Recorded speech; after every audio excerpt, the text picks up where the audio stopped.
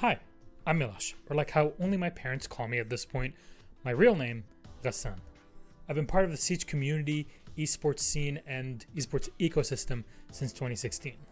And over the years, my love for Siege has grown, as both the game and my life transformed drastically.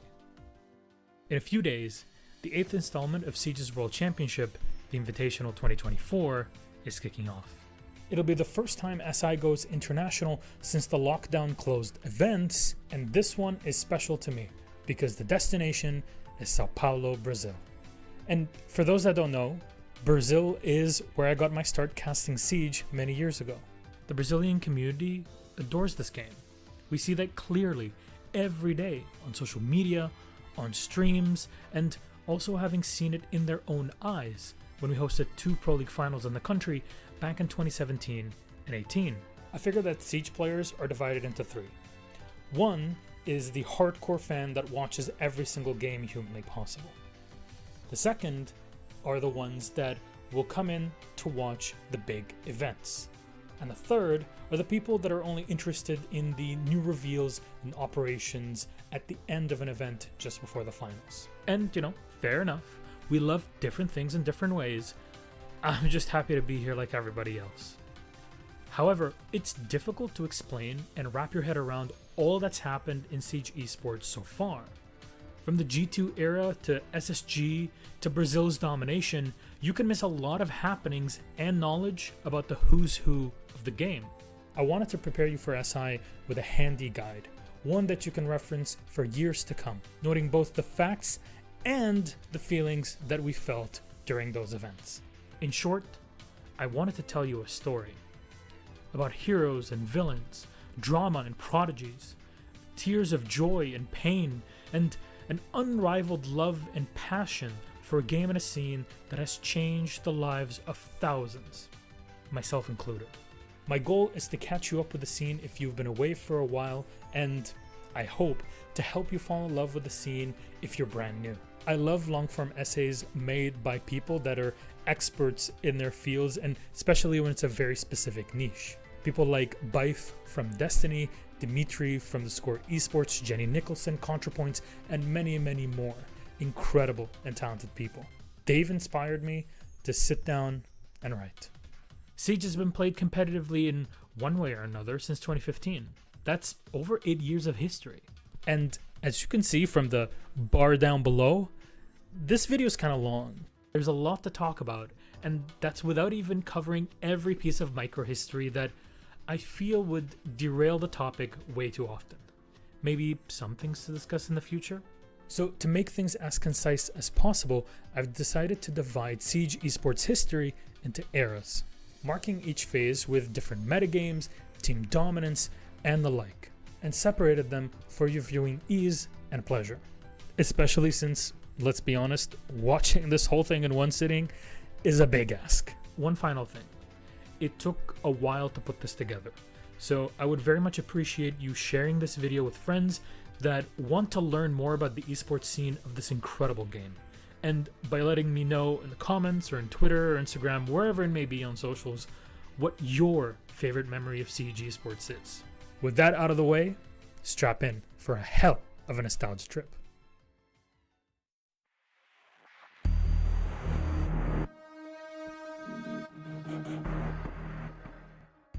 Siege sported a few alpha and earlier release tournaments.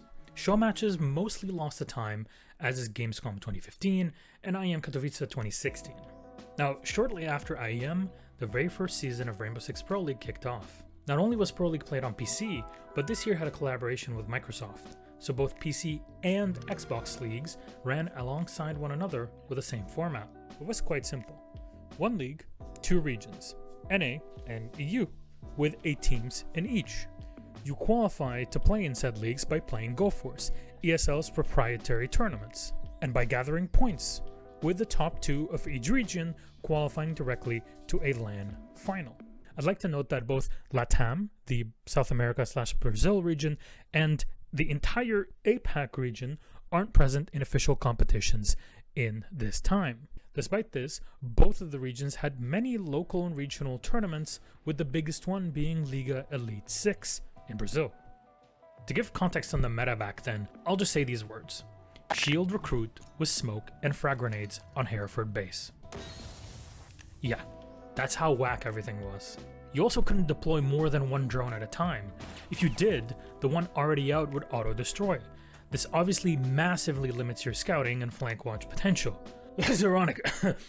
Sorry, something kicked off there. But this is where players like Kickstar, Pengu, and Canadian break ground.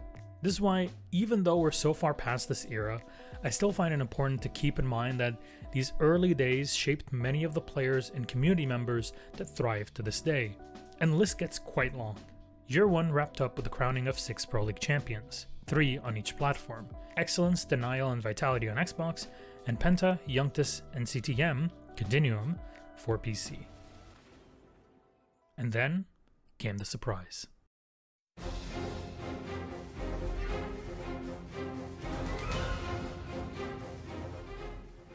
In November 2016, Ubisoft and the tournament organizer ESL announced a brand new tournament, the Six Invitational, a world championship for Siege inspired by Dota 2's International.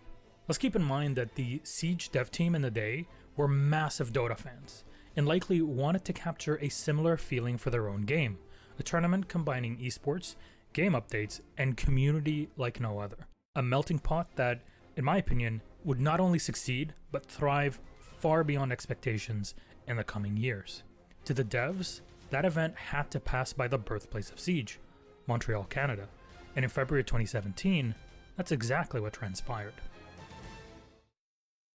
So, let's set the scene. Continuum, the reigning Pro League champions, and Sisu, written Gifu, the third-rated EU team, were invited to SI-17 directly, with 4 more from regional qualifiers. And on the Xbox side came Elevate and Vitality, joined by 4 qualified squads. APAC and LATAM also participated for the first time, with 1 team from each region for each platform, putting the World in World Championship. Now, CTM and Elevate took dominant wins on PC and Xbox respectively, cementing NA as the region going into the new year. This new year also came with the biggest addition to the Siege Pro League circuit, the inclusion of LATAM. Known for its explosive, aggressive playstyle, with APAC also set to join later in for Season 6. No longer were the regions relegated to a mere show match, like at the Season 2 finals in Leicester. With the league's expansion came also difficult news for the Xbox scene, as SI-17 would be the last time it saw official action. And you'd be surprised by how many prodigies that scene created. Players like Laxing, Bibu, and Bosco immediately migrated to PC, shifting the tides in each region and adding a unique perspective to future metas. 2017 looked like the birth of a new esport.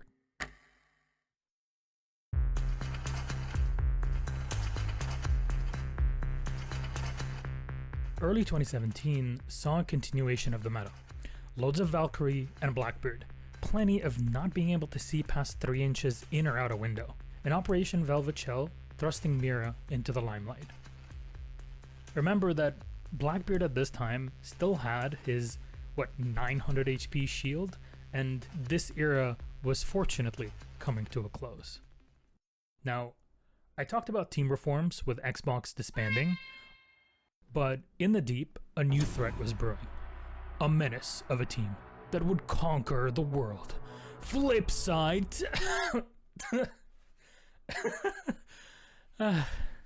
Sorry, I love you guys. It's just, I don't know what I was thinking. Penta Sports! Vamos, Penta.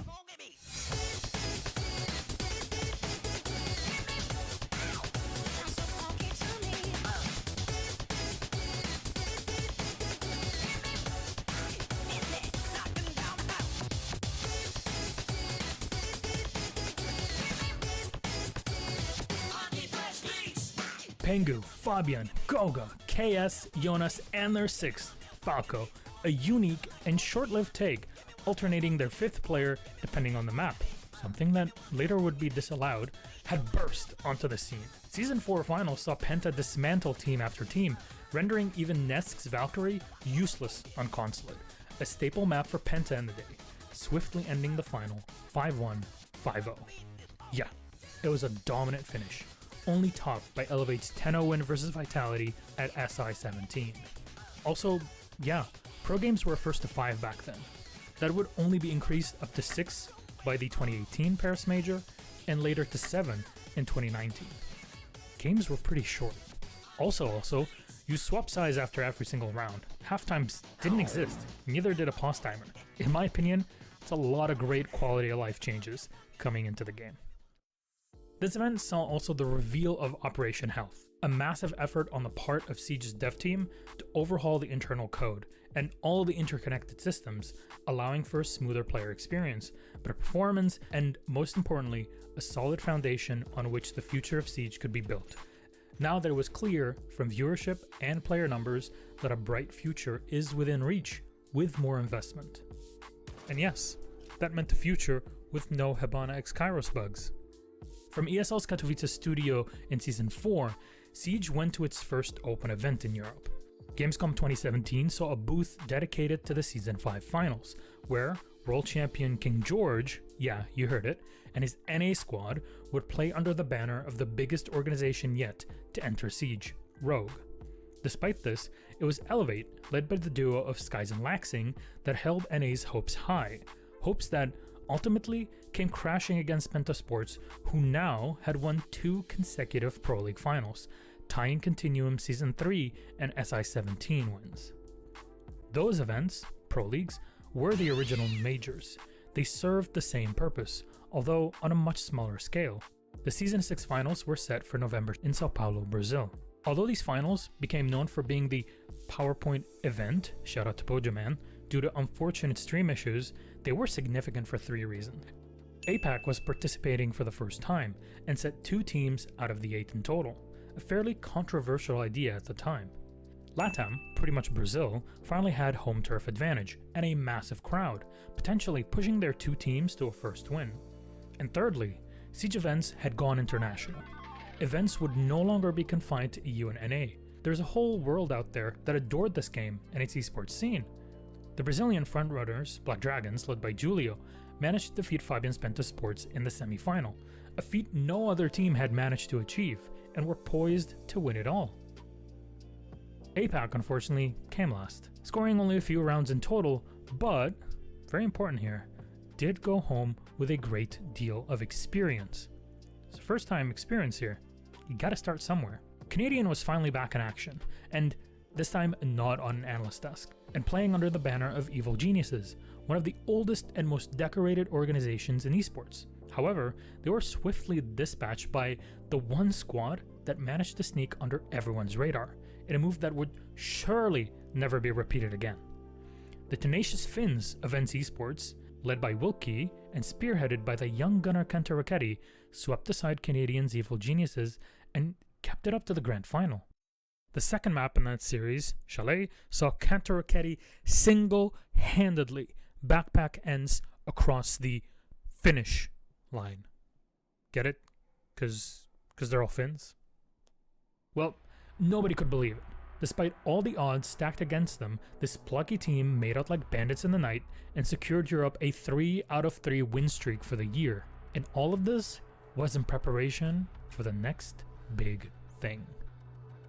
Six Invitational 2018.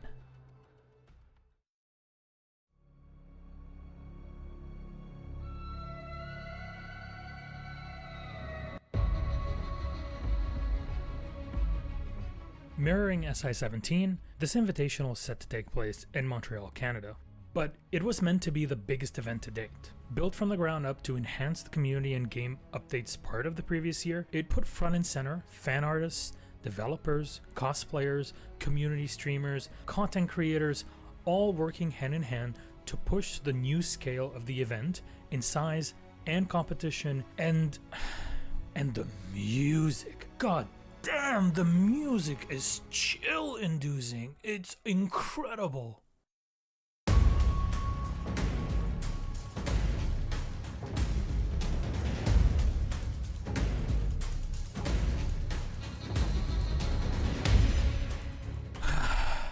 Seeing this live, either in person or at home, was incredibly satisfying. I still get goosebumps to this day. With EU winning so hard in 2017, the region was awarded an extra point at SI18 through the open qualifiers, instead of the singular team per each of the 4 regions, but also a community vote. Yeah, a community vote. The Twitter poll to choose who gets an SI invite. Needless to say, despite some of the world's largest and biggest sports stars pushing for either Brazil or France to send a representative, this was a quagmire of a decision, with alleged vote botting and a general lack of "we earned the spot" for any team we voted in. Reasons why you won't see it ever be implemented again. I would also add that at this exact moment, Japanese law finally caught up with esports and allowed licensed organizations to collect prize money and for players to finally be paid. Great news for the Japanese competitors. So here we are, snowy winter Montreal, with more teams than ever before at 16 in total from the 4 corners of the world competing for the title of world champion. For the first time ever, we saw a full German team playing internationally, same for a Russian team in a room factory. Evil Geniuses and Penta were drawn into the same Group A, with Penta winning the head-to-head to top their group and go on to smash ENCE and even bitter rivals Black Dragons in the semi-finals. EU was on the cusp of making history. On the other side of the playoffs bracket, EG took out a tenacious FaZe clan, known at the time for their explosive start-stop-start game plan. And after another grueling fight versus NA rivals Rogue in the semis, EG stood poised to defend NA's crown and recover the region's lost honor in Pro League. What transpired in that final, for me, to this day, 6 years later, was the best match in the history of Siege Esports. Despite the arena itself not being the largest Siege has had, the crowd was on fire. The brand new operators, Finka and Lion, were just revealed.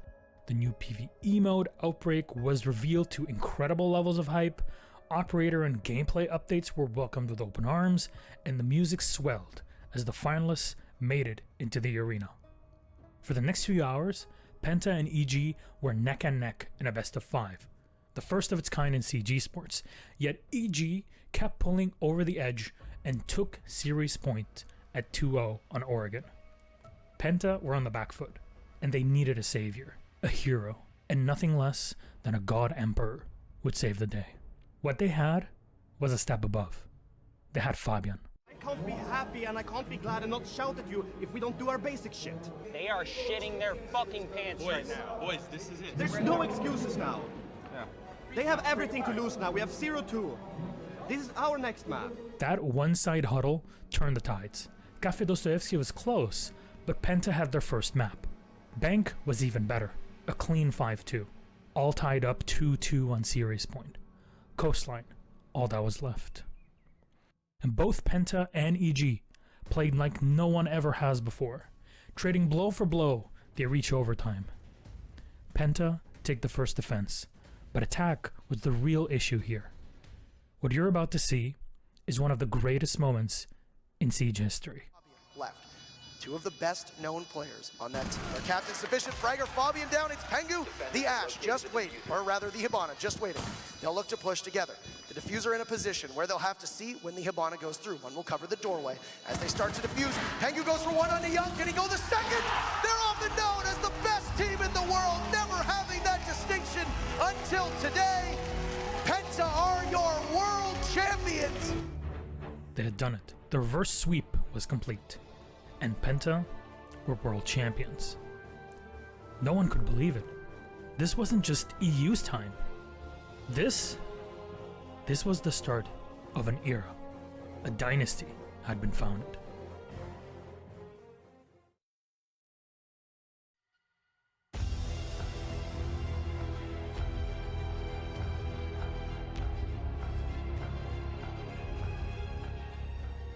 In my opinion, winning a couple of events doesn't make you a dynasty-worthy team.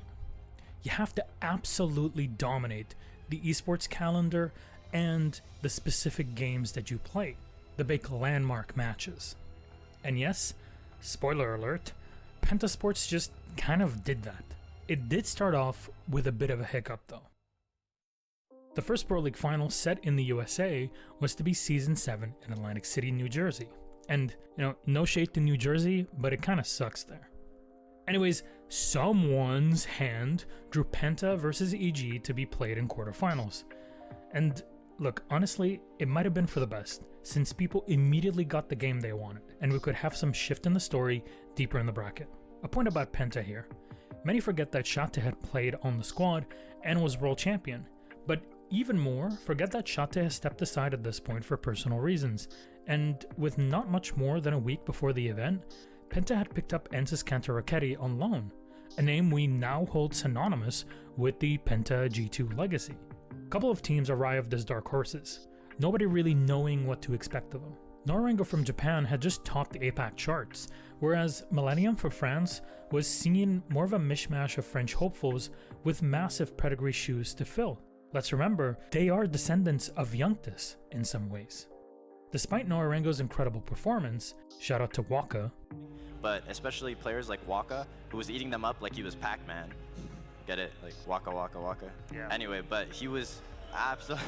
Rogue faced a Penta that had yet again come back versus EG after the first map to seal the deal in the semis. Well, Penta sent Rogue packing, with each of the 3 maps being quite one-sided. And there it was, Penta in the grand final once more, undefeated versus NA. The bottom bracket also had tight matches. With FaZe bowing out to Millennium, it was a big blow to Brazil, delivered by the plucky French squad. Liquid looked shaky on map 1 versus Fnatic, but eventually took the win regardless for a semi-final spot. Millennium, look, they had a lot of heart. Something that just kind of happens when you're led by Livin in the server and with Capel as your coach, but it was Liquid's day to win. The grand final was set, Liquid versus Penta. Brazil had entered competition 1 year ago. Teams from the region had gone close, even on home turf. And to win it all, Liquid had to go through the world champion, Penta. Bank went to Penta 5-1. It looked like the series was over right then and there. On border though, Liquid fought like hell, taking it to overtime and the map as a whole. Consulate was one of Penta's best maps. They were feared and revered on it in Europe. This was the map that 1 year ago, Nesk was constantly punished on, where Penta won their first Pro League championship. And despite what Fabian might say about Liquid abusing Lion or whatever, the Brazilians score a 5-1 victory. Liquid were Pro League champions, and Brazil had finally lifted a trophy. Now Liquid's roster was a mix of talent. Zig and Nesk were the old-timers of the bunch, and had competed for years even outside of Siege at this point. Bullet had grinded Siege so hard, he landed on the top team in Brazil before the region was integrated. Same for PSK, who was a graduate of Pain Gaming, an organization with tons of general esports history in Brazil. And finally, the prodigy Sexy Cake, who had been touted as the up-and-comer in 2017, only to be swiftly picked up by Liquid when he turned 18 and was eligible to play. Silas and Sensei, the coaches of the team, also had extensive knowledge and experience in Siege, having competed at the highest level possible in Brazil, with Silence, of course, being one of the first Brazilians to ever compete at Six Invitational 2017 under Santos' dexterity. This was legitimately the best squad in Brazil, and now they were the best out of all the Pro League teams. It's here that I'd like to take a detour for a gameplay and esports update. Look, it's no secret. Lion was busted. Later in the year, Lion would be permabanned pending an operator rework, and a quarantine period for newly added operators would be set as 1 whole season before they were introduced into competitive play, trying to avoid major imbalance as was the case with Lion. To also have more control over game balance, a new operator ban system was introduced in the upcoming patch. Teams would be able to ban 1 attacker and 1 defender each in a pre-map ban phase, and the attack and defense rounds would now swap at halftime, rather than after each round. Obviously these changes split the community opinion, but in my mind, these were necessary changes for the game's health and the esports' longevity. Also, this was the time when the system we now know as R6 Share would come to life as the R6 pilot program. The goal was to introduce team-specific skins and cosmetic sets for weapons and operators, where the revenue from their sale in the game store would be split between the organization, players, Ubisoft, and the entire esports ecosystem. This had been done in the past in Siege back in 2017, but not to the scale where all participating Pro League teams would be eligible to join as long as they fulfilled certain requirements, among which is partnering with Siege content creators. It's a great idea and an important piece in funding for teams and players. Who doesn't want their team name and logo to be associated with a hugely popular game and make money from it at the same time, you know? With the first 6-month season wrapped up, the entire scene eyed up the first ever major event, the 2018 Paris Major.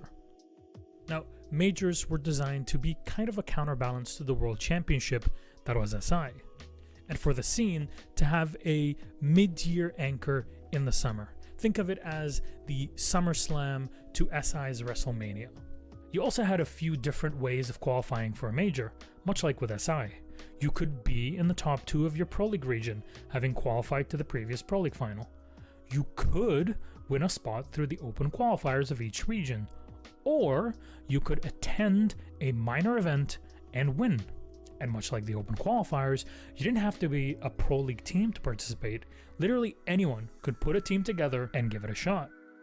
This path to pro was incredibly important, especially in an era where franchising and esports had become the norm in multiple esports title, which, in my opinion, led to the suffocation of a lot of grassroots in many esports scenes. It's at this moment that a partnership between Ubisoft and DreamHack would be set up, meaning that those minor tournaments would be handled by a production company that was specialized in this format, as it has been with StarCraft or Counter-Strike. The event to kick it all off would start shortly after the Pro League finals, DreamHack Austin in Texas. These minor events would open up invitations to Pro League and Challenger League teams first, and host a BYOC, bring your own computer, qualifier on site for any other team wanting to fight for a shot at glory. Obviously, with an event in the USA, the majority of squads playing would be American, with only 5 out of the 16 teams coming from Europe. It was kind of considered a foregone conclusion that NA would just win the whole thing. Would you be surprised, though, if I told you EU ended up winning? Yeah, very unbiased, Milosh. Those plucky French and Belgians from Millennium smashed everyone in groups and playoffs and pushed Evil Geniuses, still the best NA team, to their absolute limit. The third map of the grand final, Border, should have been an EG win. No two ways around it. And yet, somehow, Millennium kept fighting back and took the win to the surprise of everyone. Hicks, the lonely dancer, had gone wild this tournament, and since Millennium already had a spot at the major, EU would be granted a second spot via the open qualifiers. With the new Pro League season underway just after Austin, it was only a few weeks from DreamHack Valencia, which would host the second major spot earning event of 2018. One thing to note is that the online qualifiers for the major had just ended, giving the German Orglis and, I don't know, the EU spots for Paris. Now, Orglis were seen as a catch-all team where the top German players would find themselves in, weaving in and out of Pro League limelight, but showing immense promise in every individual. I don't know, or IDK, was a curious little team, having been built off the rift of 2016's Playing Ducks and Snook and Nose.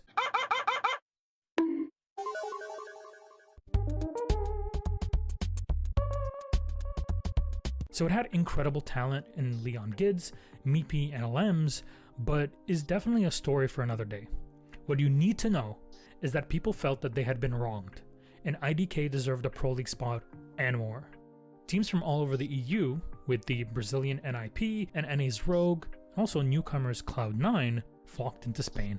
ENCE had been at this point, and especially after their Pro League win in Brazil, major European hopefuls, just behind Pentasports, in a constant tug-of-war versus the French squads. The Paris Major was the first international event to ever be held in France. Vitality is headquartered in Paris, and the organization's pedigree holds an event like this to the height of national pride. All of that to say that Vitality really wanted that spot. To everyone's surprise, IDK had beaten Penta in the first semi-final of the day, meaning that in the context of who qualifies to the major, the grand final wouldn't play a role, only the second semi. Lo and behold, ENCE played Vitality in the second semi-final. Both maps went to overtime. Clubhouse and Oregon were bloody affairs, But in the end, Vitality's hunger was too much to handle for the Finns, and with tears of joy in their eyes, Vitality had confirmed their spot for Paris, and all of that on Bastille Day. They played IDK in the final, but it didn't matter anymore. IDK won without lifting a finger. In the end, everyone got what they wanted. With the expansion into minor events, the creation of national circuits, and the addition of a major event, the yearly prize pool of Siege tournaments had increased massively. It was finally possible for teams to compete full-time, and the prestige of winning the first ever major became every team's sole driver. En route to the major in August, Pentasports' roster was officially signed under G2 Esports, who need no introduction. Same applying to IDK, signing with Team Secret. It was a great moment, with Europe getting more and more attention and support from larger organizations. Both APAC and LATAM had a kind of disappointing run. NIP was the only Brazilian team to make it to quarters, with Immortals, FaZe, and even current Pro League champions Liquid all knocked out. Liquid's Nesk was also competing as he officially became a father. The morale hit is definitely understandable. The Korean Element Mystic, Japanese Norengo, and Australian Fnatic still gave it their all, but the top dogs of EU and NA weren't about to give up in groups. G2 cleaved through the playoffs versus Millennium and Team Secret, with hometown heroes Vitality bowing out to Secret. In a tournament now known for boasting some of the most mid games of a Siege event, Rogue vs Obey Alliance was a genuinely fun match to witness. Bosco, Skies, and Adam being fan favorites versing Rogue's Geometrics and Easily, known also for their charisma and in-game antics. With Rogue winning the NA Derby and EG taking out NiP, the fight around who's the best in NA was quickly settled, with EG coming on top. And finally, we had the G2 vs EG rematch from SI18, and EG was set on revenge. From a personal experience, getting to cast this match in person in Paris was a wonderful experience. It was a shame then that EG kinda rolled over to G2 and the famous 6-2, 6-2, 6-2 and the BO5 Grand Final would ensue. To few people's surprise, G2 might have faltered in Atlantic City, but they proved they were by far and away the best squad in Siege, the champions of the first ever Siege Major.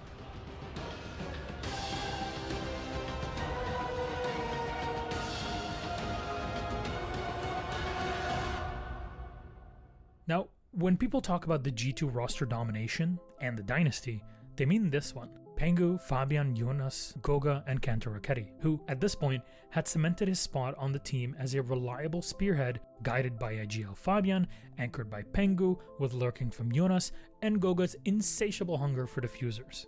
With the major complete, teams went back to the second half of the Pro League season focused on gaining their spots for Six Invitational 2019. And with a similar system to the Paris Major qualification, SI19 spots were split between Pro League, Open qualifiers, and minor events. The first of those minor events was DreamHack Montreal in September. I'm gonna keep this one short. NA teams at an NA event, big surprise. Brazil was kicked out in groups, and Millennium was prevented from repeating the fiasco at Austin in the semifinals. Cloud9 eventually take the win versus Rogue. A great series and a great story, now with the lines blurring between the top teams in NA. Cloud9 as an organization joining Siege was huge news. They picked up the old Beast Coast roster earlier in 2018 and had a huge fanbase given the personalities of Laxing, Foxay, Retro, Mark the Shark, and above all, Goddess. Now, I want to talk about an important subject. Now that I mentioned Goddess. Over the years, Siege saw more and more women in player and coach positions. Goddess was a forerunner, and so was now legendary coach Liyun. Luna, or Loon 4, Marmalade, and many more had played in open tournaments, women's tournaments, and most notably, Brazil's unique women's circuit, Circuito Feminino. Sadly, there was a lot of animosity leveled against women who not only showed that they could compete, but thrive when they weren't being screamed at in sexist tirades, be it in a ranked game or even in a tournament. It's a shame that this was and still continues to be a reality for many women in games. These sorts of actions are a clear violation of the mission statement of any tournament, and Ubisoft has been very clear with their anti-harassment actions taken against bigoted players on a day-to-day basis. With all the progress being made on this front, one thing I personally find lacking is an expansion of the women's circuit into a global format for Rainbow Six. Valorant Game Changers is a wonderful example of how important and necessary this is. But like I said, Brazil's Circuito Feminino had done it first since July 2018. We have the infrastructure. We can do better. Pro League Season 8 was about to reach its climax. A big surprise for this event came in Market Esports, who, under veteran KS, snatched the second place EU spot to become the first German-speaking squad to compete at a Pro League final. Despite this, FaZe Clan's experience was a massive edge for the Brazilians. Count how many times I'm going to say this throughout this video. Who are now playing with the legendary cameraman on their squad, and netted them the quarterfinals win.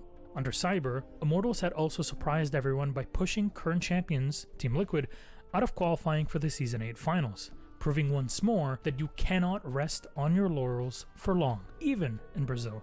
Rogue had gone in with high hopes, but Waka proved to be too much of a threat to handle, and after an incredible coastline, Norarengo had become the first ever APAC team to play in the semifinals. They wouldn't be the only ones, however. Fnatic had been forced to play with their coach Dizzle rather than their IGL mag due to a medical emergency. Of course, they blow to any team's hopes of victory, even with Dizzle having competed on Xbox at the very first Invitational. That was a while ago though. And somehow, a side effect of this is Fnatic no longer having any pressure from expectations. Definitely not the case for Evil Geniuses, however, who had faced one heartbreaking loss after the other. For them, something had to change. Luckily for EG though, they were put up against Fnatic in the quarterfinals. And yet, somehow, with this god's intervention and an incredible run out from Aces on Oregon, Fnatic shed the stress and just played for the fun of it, confusing EG into a loss. Despite both APAC squads being eliminated in the semifinals, the progress made here was massive for the region, which picked up steam and was filled with hope for the future. A FaZe G2 final pits giants of their own regions against one another. Mav and Fabian are known for their leadership and calm under fire. Mav had actually played alongside people like Julio and 9XT for many years, even prior to Siege, but he had yet to lift a trophy, let alone in his home nation. So imagine this. You're finally on stage, surrounded by 10,000 fans, all cheering your name, wearing your colors. The biggest arena Siege has ever had to this day. You're hopeful, but you're also under a lot of pressure. The story goes that FaZe messed up their map ban phase, and accidentally picked maps G2 were much more prepared on. Coastline was barely touched by the entire Brazilian region, and with operator bans, Lion was yeeted out of the equation on Bank. It was an odd set of events, one that no doubt impacted FaZe's performance, as slowly but surely during the series, G2 tallied the rounds and had completed the final obstacle course of 2018.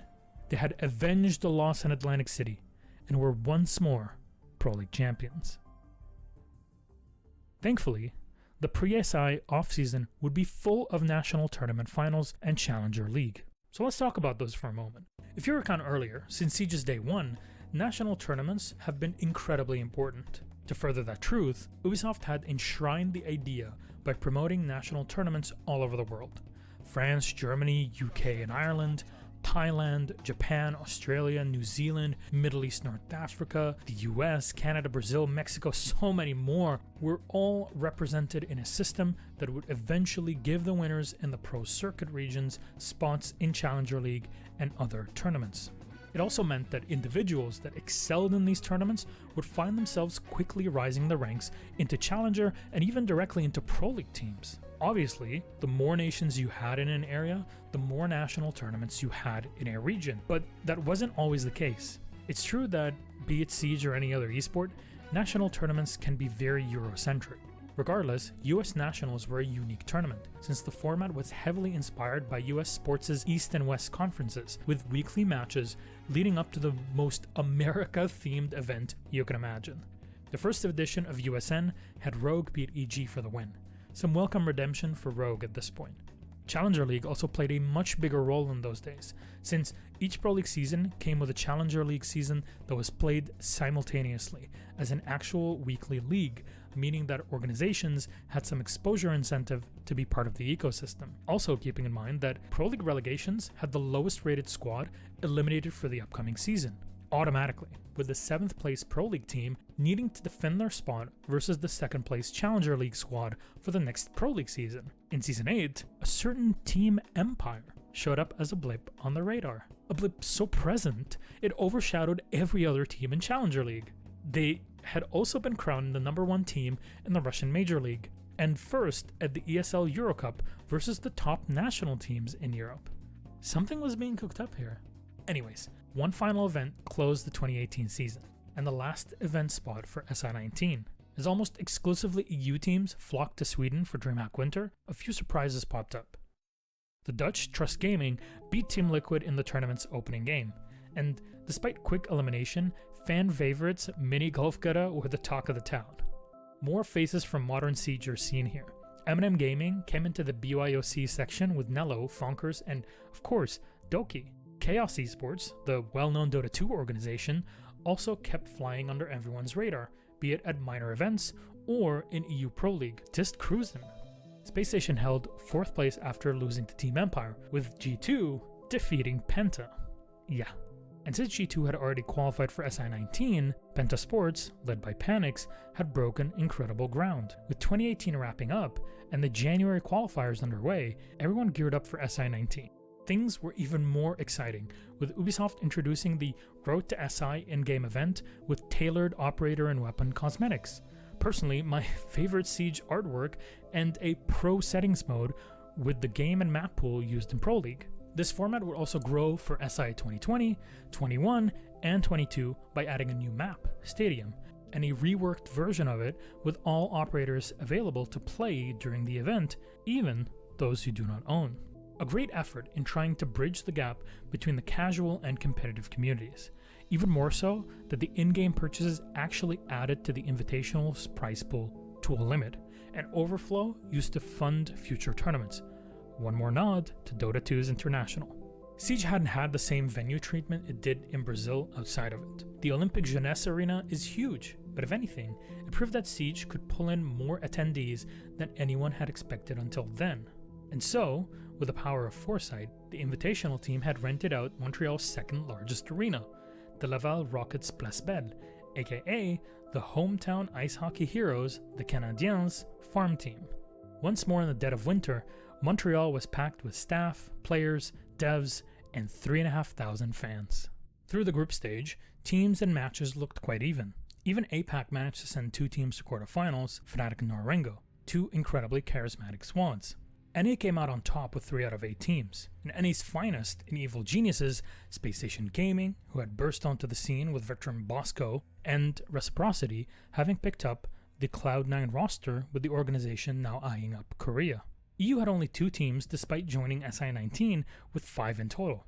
Reigning world champions G2 had come back to defend the title, flanked by Team Empire, who were looking for a taste of glory after their first place runs in 2018's smaller tournaments. And finally, LATAM pinned all of its hopes on Team Liquid, who only just made it past Market in groups. Unfortunately for Liquid, the Invitational Trophy would evade them in Montreal, being knocked out in a close match versus Empire. Fnatic may have lost versus Norengo, but the win was for the APAC region as a whole. This win, and progress into the semifinals, being a landmark victory for the region once more. After the loss at US Nationals, EG started looking shaky in big games. This was the case here against Reciprocity. And now, twice were EG wounded by an NA squad, and their spot on the podium taken away. The most stripped out team in the world, Reciprocity, had made it to the semifinals. Continuing their undefeated streak versus NA, G2 took on Space Station. SSG were widely considered the best at Clubhouse, but winning the one map in Max OT didn't protect them from G2 reversing the score and putting a second EU team in the semis. And to the chagrin of fans, Norengo were knocked out by Empire, with G2 also making short work of Reciprocity. An all-EU grand final, with the defending champions facing the biggest rising stars yet to taste the pressures of Pro League. Count me in. This best of 5 grand final was also the first BO5 played with infinite overtime active on each map. Infinite OT had yet to be tested in a live environment, but goddamn did it deliver. If you looked at the match's Wikipedia page, the score would be deceptive. Map 1 Coastline would become the longest map in the history of Siege, with 22 rounds played, more than double the average total map score. G2's 12-10 win on Coastline was hard-fought to say the least, and despite Empire's best efforts on Border, the less experienced staff suffered extreme exhaustion, and were outlasted by G2, who cashed it in on Bank with a resounding 7-1. At 3-0, they had done it. G2 was the first squad to ever win 2 invitationals and back-to-back. They were the undisputed champions of the world, the best team of individuals to ever touch Rainbow Six Siege, the one and only dynasty.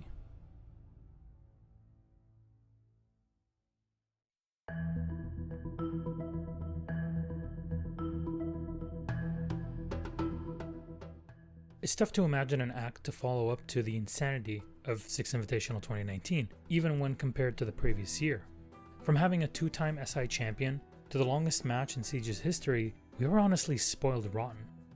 Europe was on a roll, APAC was climbing higher and higher up, Brazil was always a whiff away from finals, and NA was in absolute turmoil.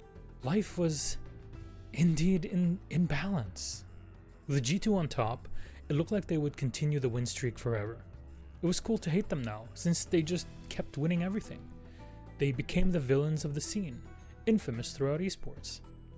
But as the story goes, there's always a bigger fish, and you can't rest on your laurels for long before someone else wants a piece of it. Remember the runners-up of SI19, Team Empire? Well, the Cyborg had been activated. Joystick and the squad tore through Pro League Season 9, with only a G2-shaped speed bump in the form of a 6-6 tie halting a perfect win record. Also, series ties were a new addition to the best of 1 league scoring system for a different sort of twist to the 14 playday season that ran from January till April.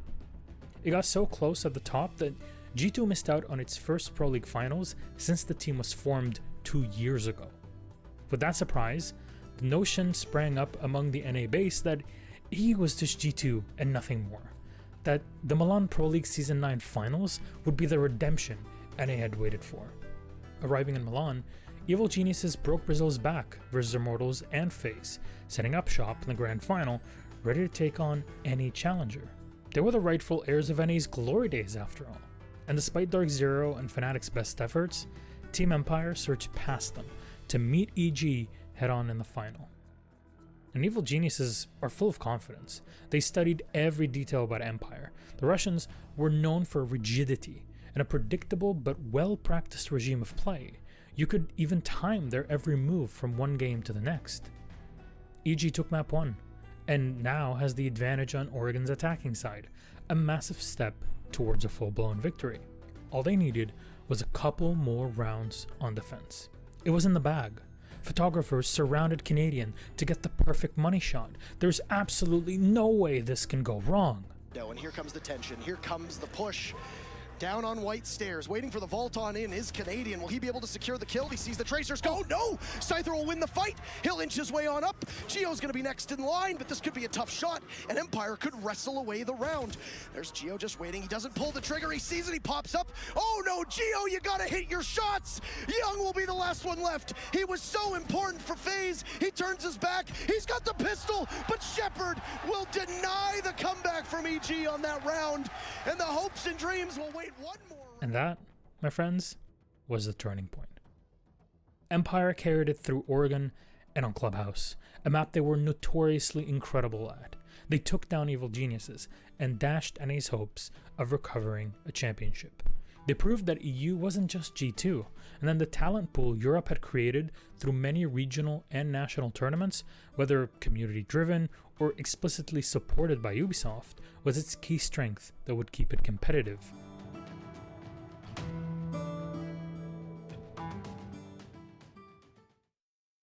I neglected to mention one player on purpose here.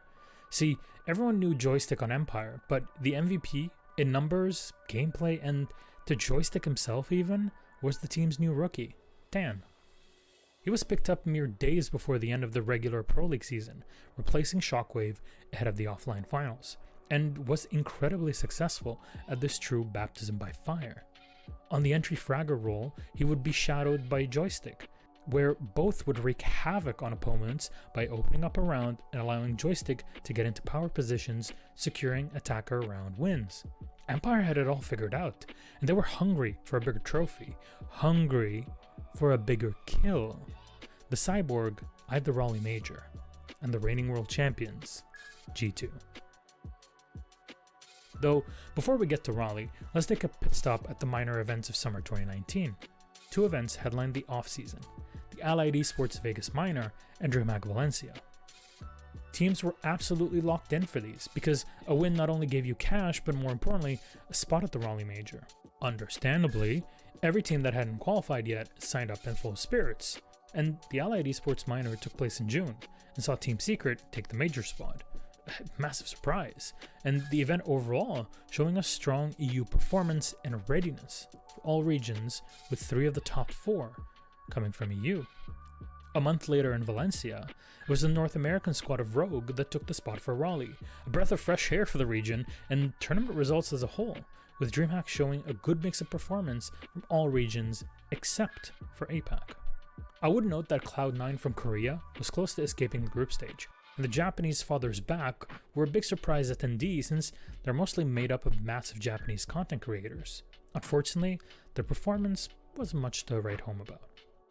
A final point is that the mostly francophone stream that came from Millennium after the organization unfortunately folded its esports operations saw itself orgless once more as LFO. Thankfully, that situation didn't last long, and they were picked up by Giants Gaming ahead of their participation in the Raleigh Major. So let's get to it. Much like the Six Major Paris in 2018, the big prize is not just the trophy and the money, but a one-way ticket to Six Invitational 2020 in Montreal. Space Gaming received a direct invitation to the major, being an American team at an American event, and in what seems odd to us now, Brazil only received 3 slots. Despite the regional team number split, only SSG, FaZe, and TSM made it out of groups, with 5 EU squads awaiting in the quarterfinals. If anything, it was a massive heartbreak for teams like Rogue, Evil Geniuses, and Norarengo to not make a deeper run at the major after impressive performances in the past year. Regardless, I remember the semifinals had me in pure glee. Look, I'm an EU fanboy through and through, if that wasn't already obvious. It's where I got my start in esports, so it was good to see all 4 semifinalists from EU. Fours surprised everyone in Raleigh and showed great promise with Pasha as MVP, even more that they were still in Challenger League, awaiting Season 10's relegations. Yeah, they were a CL team. That's how good the EU grassroots scene was. And seeing a happy Team Secret was infectious, a great story for the rising Fonkers and Pharaoh, pushing Team Empire to the limit. And here we are. The winners of the Milan Season 9 finals cut exactly what they wanted. Dan and Joystick's dream game is upon them. They get to face G2 at their best and most prepared. Uno, the newest Finnish addition to the squad, brought even more calm to the team. His role centered around a flex support, with a heavy emphasis on callouts and clear comms, so much so that Pengu would describe him with, "When Uno dies, we know we're gonna get the best callouts from camps. He's better dead than most players are alive." A G2 known for adaptability and constant evolution versus an Empire that repeated a pattern hundreds of times so well they became impossible to dislodge. Border gave Empire the lead, but only just, with their attacking side meshing well with an aggressive map at 7-5. Cafe passed the edge and hit overtime for an 8-6 win as G2 tied the series. Unfortunately for G2, they ran out of steam after Empire took Clubhouse on yet another overtime point. And, in a sick twist of fate, in some way revenge for SI's coastline, it all ended on a one-sided coast. From being a minor EU team to Challenger League winners, runners-up at SI, Pro League champions in Milan, and now, having flipped the script on G2, Team Empire were the Raleigh Major champions. An absolutely meteoric rise.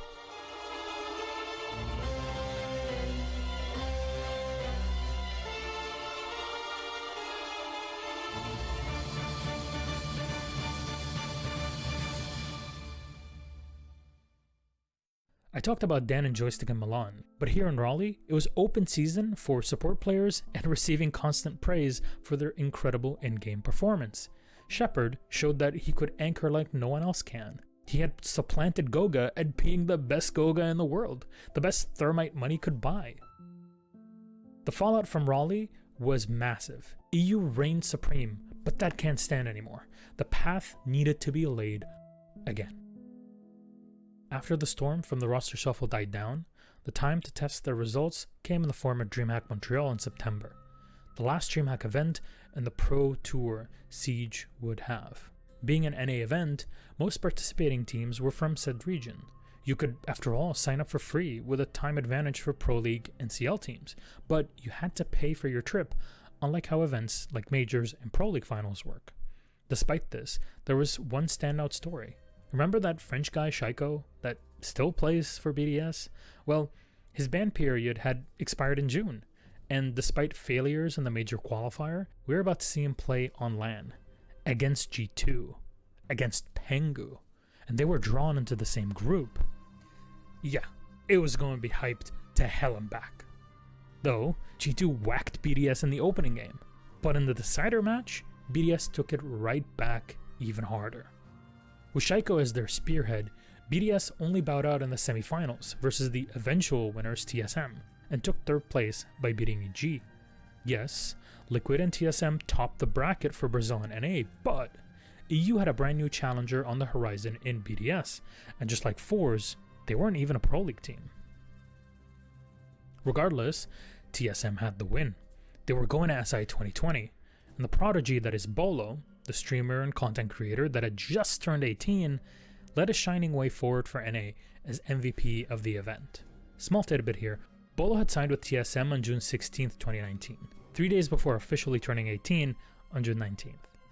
Bonus points for those listening that can guess on what team Bolo played when he was a minor, and what event they played at. Leave it down below in the comments. It was time for Season 10. Look, when an esports event is announced to be in Japan, everyone and their mother wants to qualify to go for that reason alone. Tokoname is a cute little pottery town with a massive airport island connecting Nagoya to the world. Who would have thought that that said island would house an enormous convention center whose building was completed a couple weeks prior to the event? The theme was fresh, new, hip, and even the new convention center radiated it. I rizzed up so many teams from every single region coming out of Season 9, but what if I told you that absolutely none of them would qualify to the Season 10 finals? Well, G2 and Empire flunked the course to Challenger League newcomers Navi in Giants Gaming's X-Le Stream pickup. In NA, Dark Zero finally pulled it together during an important game and went along with Team Reciprocity that had also sobered up and clinched the spot over EG despite being tied in points, all through winning the head-to-head points matchup. Latam sent forth FaZe Clan for another finals run after their harrowing match versus G2 in Brazil, and Ninjas in Pajamas, who unfortunately due to visa issues had to fly in 2 Spanish CL players that made it to Tokoname only a few hours before their match kicked off. And finally, APAC brought up 2 incredibly promising lineups in Wildcard, true fresh blood in the ANZ scene, and Aerowolf, fielding what would be considered at the time the best players in Singapore. Like I said, this event was mostly a clean slate, with rookies and newcomers sticking it to the old guard. With everyone stacked up in Tokoname and ready to play, any ideas of tourism around Japan had to leave your head immediately. Your home during the event is the practice room and the stage. Discipline is key with so many young talents in the mix. FaZe gave Dark Zero a hell of a run for their money, but NA had figured out the recipe to beating Brazil by now, and despite being 2 players down, NIP still put immense pressure on Reciprocity, who got the win, but in doing so, revealed their weaknesses. At this event, the meme of forever quarterfinalists would hang over Giant's head as Airwolf had immense backing from the crowd, and with that, moved on to the semis versus Dark Zero, where again, the NA team took charge and had a spot in the grand finals for the first time. This was a massive achievement. Dark Zero's doubters were many since they repeatedly lost their hunger when the stakes were highest. On the other side of the bracket, Wildcard almost pulled a surprise win, but Navi stabilized. In my mind, this was probably the best play of the entire event. Yeah, you know the one. Leading the approach for Nello. No utility left. Diffuser in hand in a 1v3 in the midst of a crossfire. Gets one on a Diesel and a second one on Amaranth. Are you kidding me? The 1v4. Reciprocity cut it close in the semis, but the win slipped away from their hands. Na'Vi somehow kept coming back and showed incredible tenacity. The All-American Dark Zero had one more task ahead of them: win one game and bring NA's legacy back. Bring it finally back home.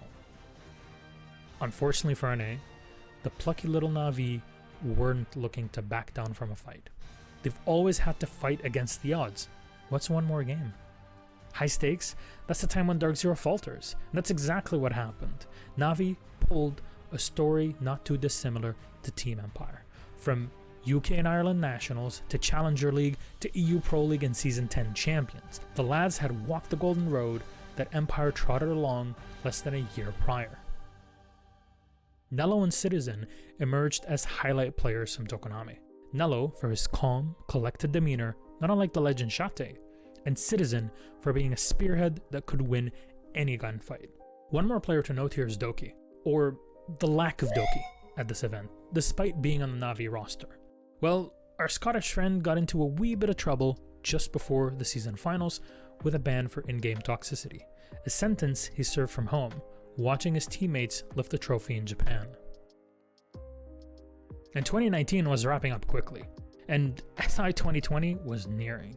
With so many big-name teams having missed the Tokonami finals, many of them had to roll up to the last event in the global esports calendar in the hopes of grabbing the first place SI 20 spot, bypassing the coin toss ordeal that is the SI Open qualifiers.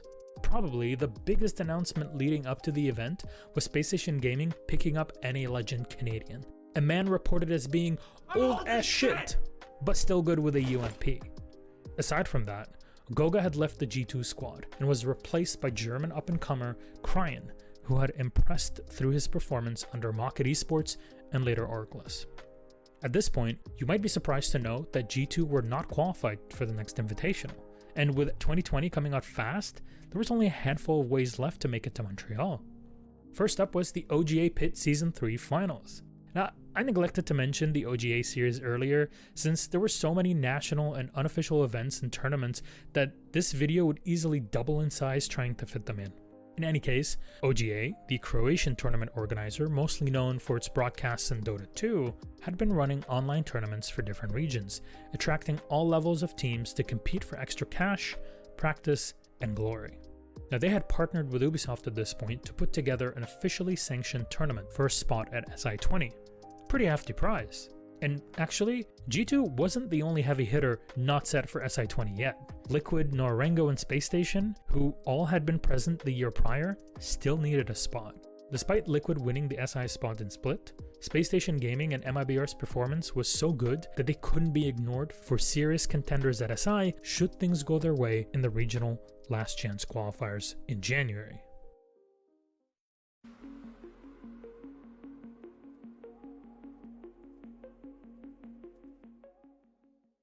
With nationals wrapped up, SI 2020 LCQs chewed and spat out hundreds of teams. Left standing were, big surprise, Space Station Gaming, MIBR, BDS, and Fnatic. They joined the 11 other teams that had qualified through Pro League, Minors, and the Raleigh Major. I'm not great at maths, but we're still short a team for 16. Lo and behold, the one team invited to the Invitational is none other than former world champions, G2 Esports, now having become akin to the sick man of Europe after a pretty disappointing year. This was also the first major tournament with a double elimination bracket, meaning that you'd have to lose twice in the playoffs bracket to be knocked out, something Siege fans weren't used to at this point. LATAM actually kicked off with a weak start to the tournament. Only Ninjas Pajamas and MIBR had made it past the group stage, and they were quickly kicked down to the lower bracket. Doubts quickly took over the conversation around Brazil's chances here. G2 stumbled against Fnatic, a massive upset, and in my opinion, the nail in the coffin of the prideful G2 roster. TSM, on the other hand, had improved massively since their DreamHack Montreal win. Geometrics and Pojoman kept their roster cool under fire. Bolo kept swinging. Achieved was a rock-hard flex, and Merc, in my mind, was the best Maverick player at this point. In that time, Maverick didn't have as many canisters as nowadays, and mastering his Suri Torch took lots of time and skill most players, even at this level, didn't put in. The other 2 NA teams in the upper bracket, Dark Zero and Space Station, had also succeeded in their games versus BDS and MIBR respectively, but going up against one another, it was SSG that won out. Let's just say that Canadians' attitude during games is such a sight to behold. I can't even imagine what it's like to play by his side and just embrace that energy. It's absolutely addictive. You're playing Twitch, Gio! You're playing Twitch! Up next, we got a hell of a nail biter. TSM faced SSG in front of an NA crowd, so you bet there were many "Let's go X Team" chants, baby. The series operator bands alone were a cornucopia of selection, with both squads constantly adapting to one another round after the next. It genuinely felt like we already had a grand final game in the semis. SSG's experience was the real upper hand, however, and with that, they were all set for the grand final. In the lower bracket, however, there was a little rumble. NIP, the squad that kept getting knocked out and dealt bad hand after the next, had somehow carved their way through G2, Dark Zero, BDS, and even TSM. To say that the comeback energy was behind the Brazilian squad is an understatement. Back to the tournament format once more.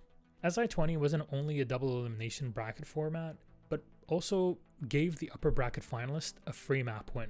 This was pretty controversial, given that the lower bracket squad had also played a full best-of-3 series only a couple hours prior to the final.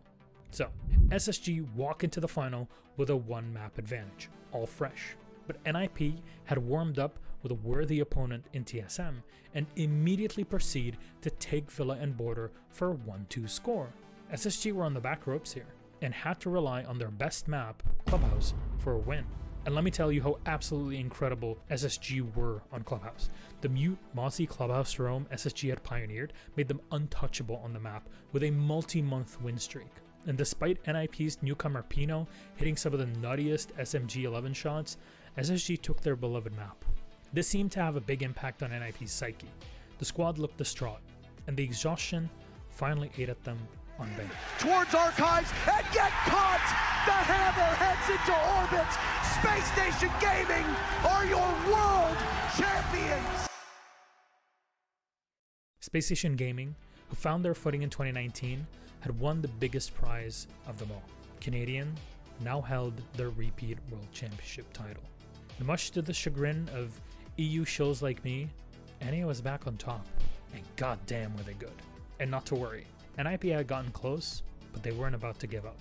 This was the final stretch, however, with Ubisoft announcing FACEIT as the next tournament organizer and a complete overhaul to the esports program starting in June. Siege had had its best year, an insane amount of tournaments on every scale, and every region had a challenger to the throne.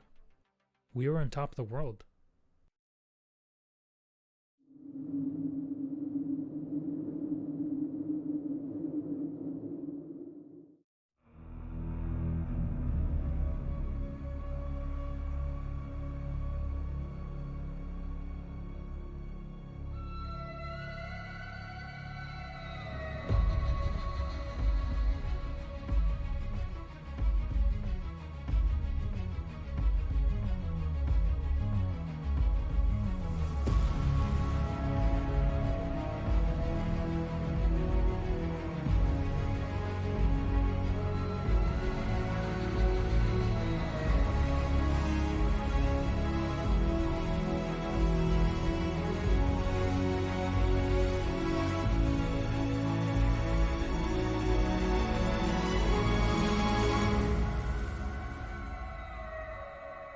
From the point of view of someone who was there, in the middle of it all, I consider being on stage at SI 2020, lights flooding the arena, chants shaking the stands, and a new direction in Siege's identity as a game and as an esport is a highlight of my career and the early modern era as a whole. From nationals to regionals to Challenger League meaning something, minors, Pro League, majors, SI, you always had something to look forward to in the circuit that led to the next big event, E-Studio Show. An event felt like a link in the chain. The incredible happiness and glee we felt that February cannot be described. With Faceit taking over a more proprietary vision for Ubisoft, it was all about saying goodbye to the incredible workers at ESL that fell more and more in love with the game as the years went by. I learned a lot thanks to them, and I'm happy to say that whenever I'm with them, it feels like a massive family reunion. To you, my Polish, Swedish, German, etc., all over the world friends at ESL, you know yourselves. Thank you so much for all your work and for your friendship. This era was set to end with Season 11 of Pro League, with finals held in Sao Paulo, Brazil, a city and a nation that loves Siege like almost no other. At the time, I lived in Poland, one of the first European countries to shut down events and airports in early March.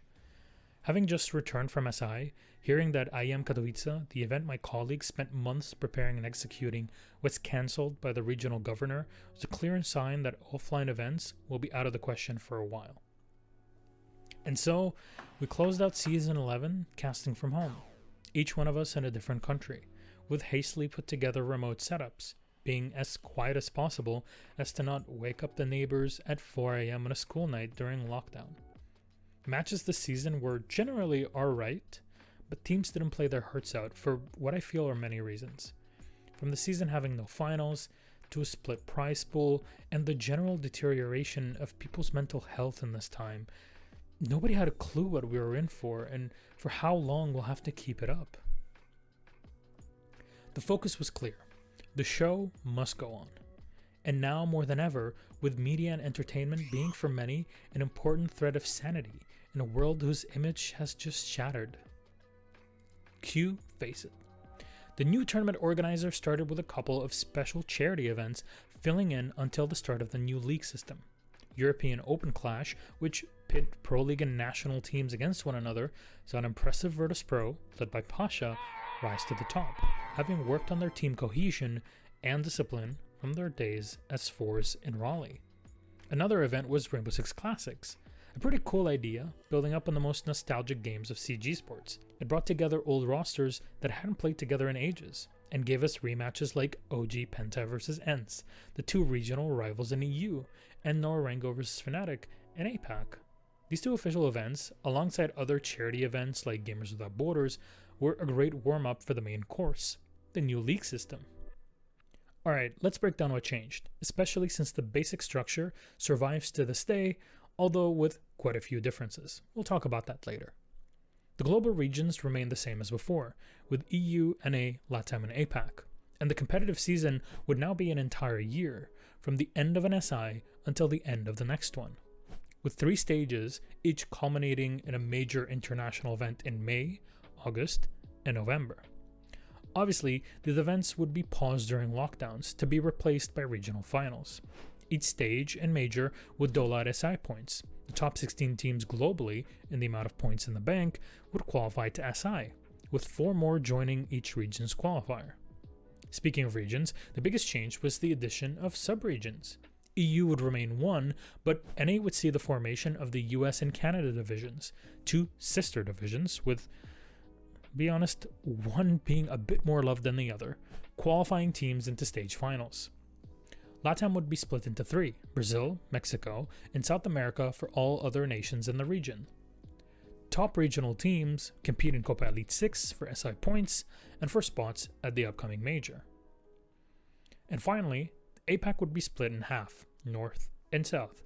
The North encompassing Japan, Korea, Southeast Asia and Taiwan, and South with Australia, New Zealand, and, for the first time ever, the Indian subcontinent in the South Asian Nationals.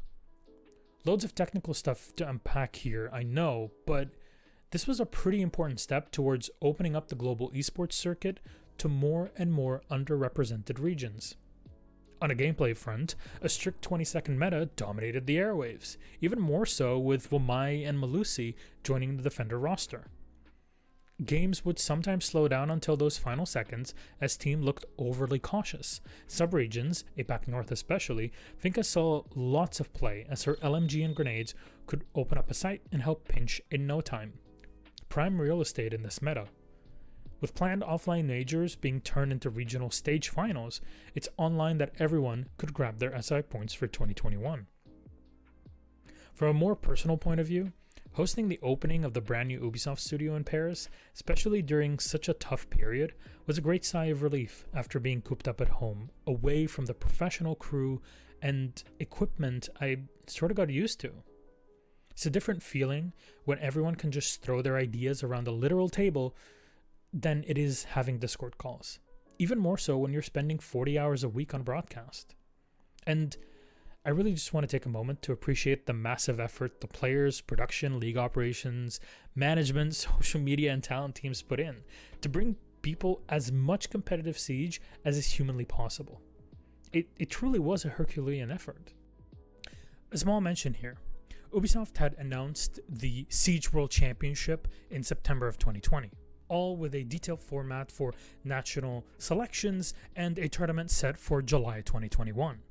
However, this event and the entire process would be moved to 2022 and, unfortunately, later completely cancelled.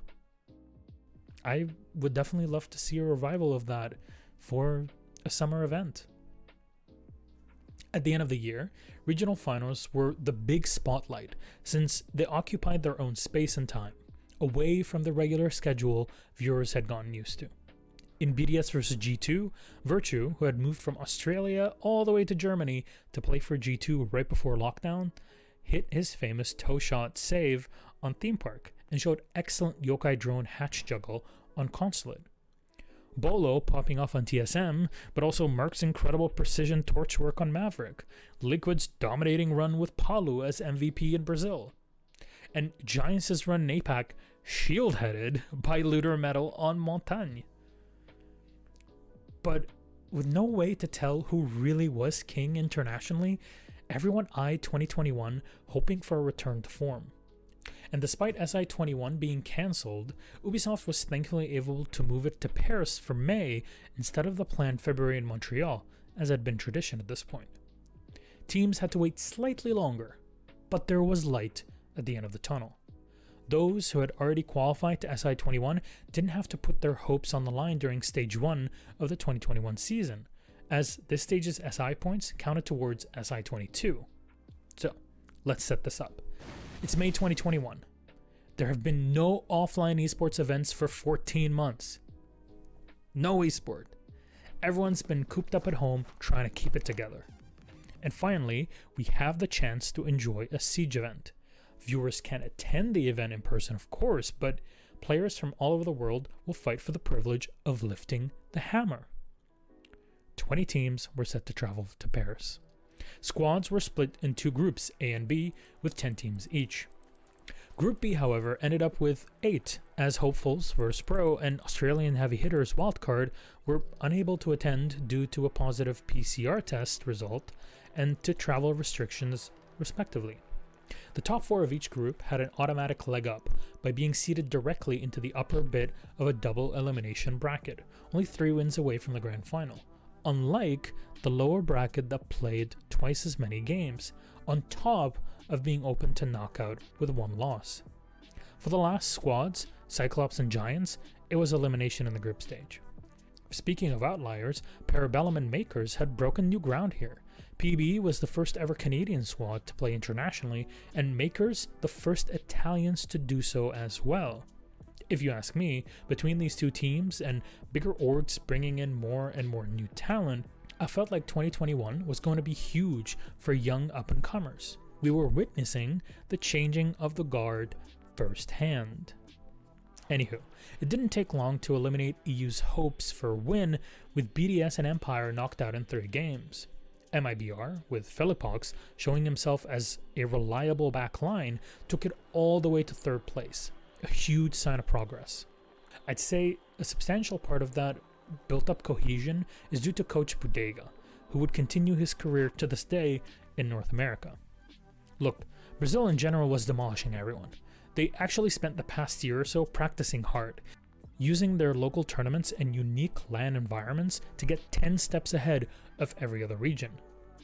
MIBR, FaZe, NIP, and Liquid all flanked the remaining NA Hope and TSM and OXG until they were no more.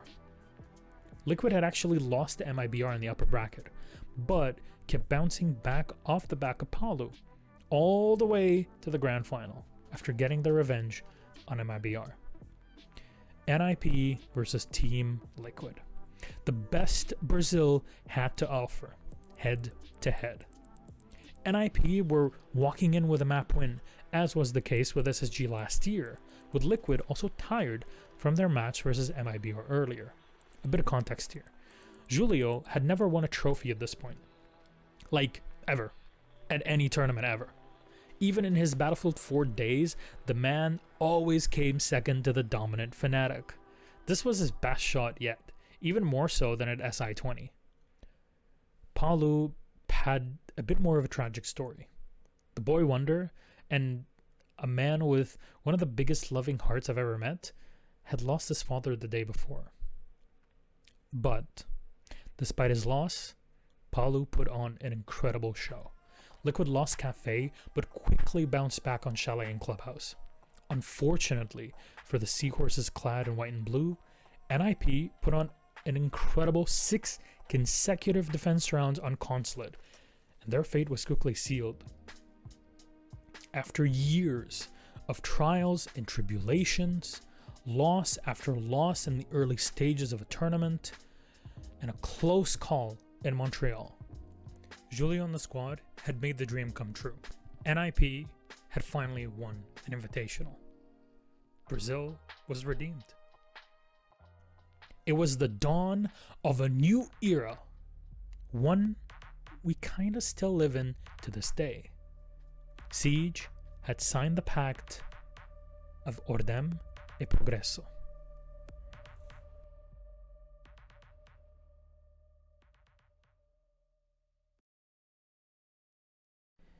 NIP and Brazil's overall success at SI21 had ushered in a new age in Siege Esports.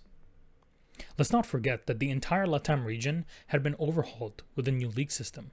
Copa Elite 6 from 2016 had been revived and used as a blanket to see who were the best in Central and South America. Brazil carried the biggest weight, but for the first time ever, Mexico and the general South American region were able to send the top 4 of their 10 representatives to majors and earn SI points. And for the next major in Mexico, it was Brazil to send all 4 representatives.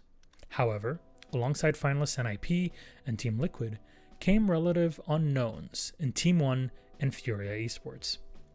2 squads that had been formed only a year or so prior now swipe spots from veterans like FaZe Clan and MIBR. It proves yet again that you can never be safe at the top. The Knights weren't able to travel from Australia, and in general, ANZ would have to wait until the November major for a real shot. Back in Mexico City, however, things were getting complicated in Group A. I haven't talked much about specific groups at these events because we'd be here for days, but this specific time, something absolutely unexpected happened. Team 1 and Cyclops were tied after playing all their games, and had to go to a tiebreaker match in which Team 1 clawed a 7-4 win thanks to massive effort from Lagonis, better known as Lagotness. Let's follow the Team 1 thread. They knock out Dark Zero in quarters, go up against regional giants and SI runners-up Liquid, and smash them 7-0 on Consulate for a spot in the grand final. In the meantime, Team Empire and BDS had barely scraped by against SSG and Furia respectively, faced each other in the semis. This game was yet another case of having a grand final quality match play out in semis. Watching Consulate at 3 in the morning was one of the most butt-clenching experiences in recent memory. Truly worth you going back and watching it in full. And in max overtime, it was Empire that took the win for the second spot in the grand final.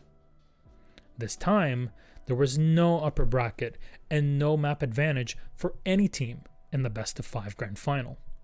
Clubhouse, Chalet, and Consulate were relatively one-sided affairs, with only Coastline pushing it to overtime. And unfortunately for Empire in Europe, Team 1, despite being green in comparison, eked out a 7-1 slaughter on Villa to end the series 3-2. No one could believe it. the squad that had been formed only 5 months ago had defeated regional and international giants. Crawling out of the group stage by the skin of their teeth, Team 1 had walked the golden road and were now major champions. Brazil 2, everyone else 0. Before we get to the Yevle Major though, there's something heavy we need to talk about. Earlier in 2021, the EU scene had lost a beloved up-and-comer, next one, to COVID. He had shown major promise, and his work ethic was praised by both teammates and opponents. Your memory remains strong in the German and European community as a whole. You know this was also coming. In the early hours of October 13th, I got a call. Lo and behold, it's Parker Mackay in Taro. And I usually don't get calls in the middle of the night that way unless it's something really important. So I pick up, and through his voice, I could definitely hear sadness and sniffles and definitely tears. After collecting himself, he just delivered the news. Kickstar had passed away in a car accident. And that was kind of it. That it was done. I was just told not to inform anybody until a certain time. And that's where we left it off. I didn't quite sleep that night. And we had a very early APAC North show the next morning. So thankfully my wife was there to comfort me, but I got up, I got ready, I went to work. We did the show, and then I called in all of the broadcast talent, all of our colleagues, into our green room. And I just told them there was no other way. And that was probably the most difficult thing I've ever done in my entire life. The only thing that comes close to it is the eulogy later in SI-22, which at least was more upbeat than this could ever be. And to say that we did anything other than literally screaming at the top of our lungs in there, crying, breaking down, would just be a lie. We needed to go home. And thankfully our senior staff had also pushed for that decision. As you saw, we all went home. We did the last broadcast from home. We needed the time to recuperate because, it's not something that's easy. To this day, it still haunts us. We took the time to mourn. And I could say is, rest in peace, buddy. We're still asking, why does Constantinople get the works? But look, if anything, I know Michael well enough. He wasn't just a colleague, but a friend, a neighbor. To me and in Taro, he was kind of our own child in some ways, and watching him grow to the height that he's gotten to in Mexico was just incredible. I don't have children of my own, but I assume this is what that feeling of pride actually is like, and it's incredible. I'm proud of you, Michael. And I know that in this situation, the thing that you would say, like you've done many times, is to say, what the hell are you doing, Gassan? One of the rare people that actually says that. Gassan. We have a show to do. It's something that he learned and that he really took upon himself. And he was right. He absolutely is. We have a show to do. It's what we're here for. And god damn it, we did. It was time for the Yevle Major. And for the first of many times, the crew took off to Sweden. A location change away from the planned event in Asia due to the pandemic. Finally, in Sweden, all regions were fully represented and stocked up this time around. In a cute repurposed factory in a cute little town, some of the most impactful Siege would be played. In a massive turn of events, both Korean squads, Sandbox and Damwon Kia, had gotten out of groups. They were quickly pitted against one another in the quarterfinals. No clue how that happened. I don't know. And with a swift strike, DK were the first Korean and APAC team to play in an international tournament semi-final since Norarengo's rise at SI 2019. And after the loss in Mexico, NIP were out for blood. They tore through Group C and through SSG and Rogue for a spot in the final. Rogue made a surprise appearance after what seemed to be a bit of a dysfunctional team. Yet somehow they beat Team 1 to bow out later to NIP. What really mattered to them was getting to the semifinals. That would guarantee Rogue a spot at SI 22, the next step in the calendar. Mission accomplished, I'd say. Stage theming at Siege events had popped off since the Pro League finals in Milan in 2019, and here in Gävle, it was no different. A Nordic Vikinger theme presided over the major, full of mysticism and with a massive tree of life at the center of the arena. Yet again, we had a semi-final for the ages. FaZe and Damwon Kia quickly did away with Shelly Bank. But despite Yas's best efforts and the incredible flex Rin being put into a legendary 1v1 and overtime match point, Souls delivered the final blow and took FaZe into yet another all-Brazilian final against NIP. FaZe started by smashing NIP 7-1 on Coastline, but the Ninjas retaliated on Chalet and especially Villa, where we had our first extended overtime since G2V Empire at SI19 at 11-9. Sadly for NIP, Cyber had gone mental, absolutely stacking up kills on the board to the point that they ran out of breath on Banking Cafe. With that, FaZe were crowned major champions. After years of close but no cigar, FaZe had finally done it and collected a trophy for their, up till then, pretty empty case at home. While the entire player squad of Astro, Cameraman, Souls, Cyber, and Bullet are excellent at what they do, big praise was given to Coach Ramalho for keeping the team's mentality in check and preparing them for the trials of modern Siege over the past year. Brazil 3, everyone else, zilch. The crown had passed around between the top Brazilian squads over the past year. They were the undisputed best region after all. NIP, FaZe, Team 1, and Liquid were an inspiration to every team in the world. Work hard enough, and with time, you'll make it happen.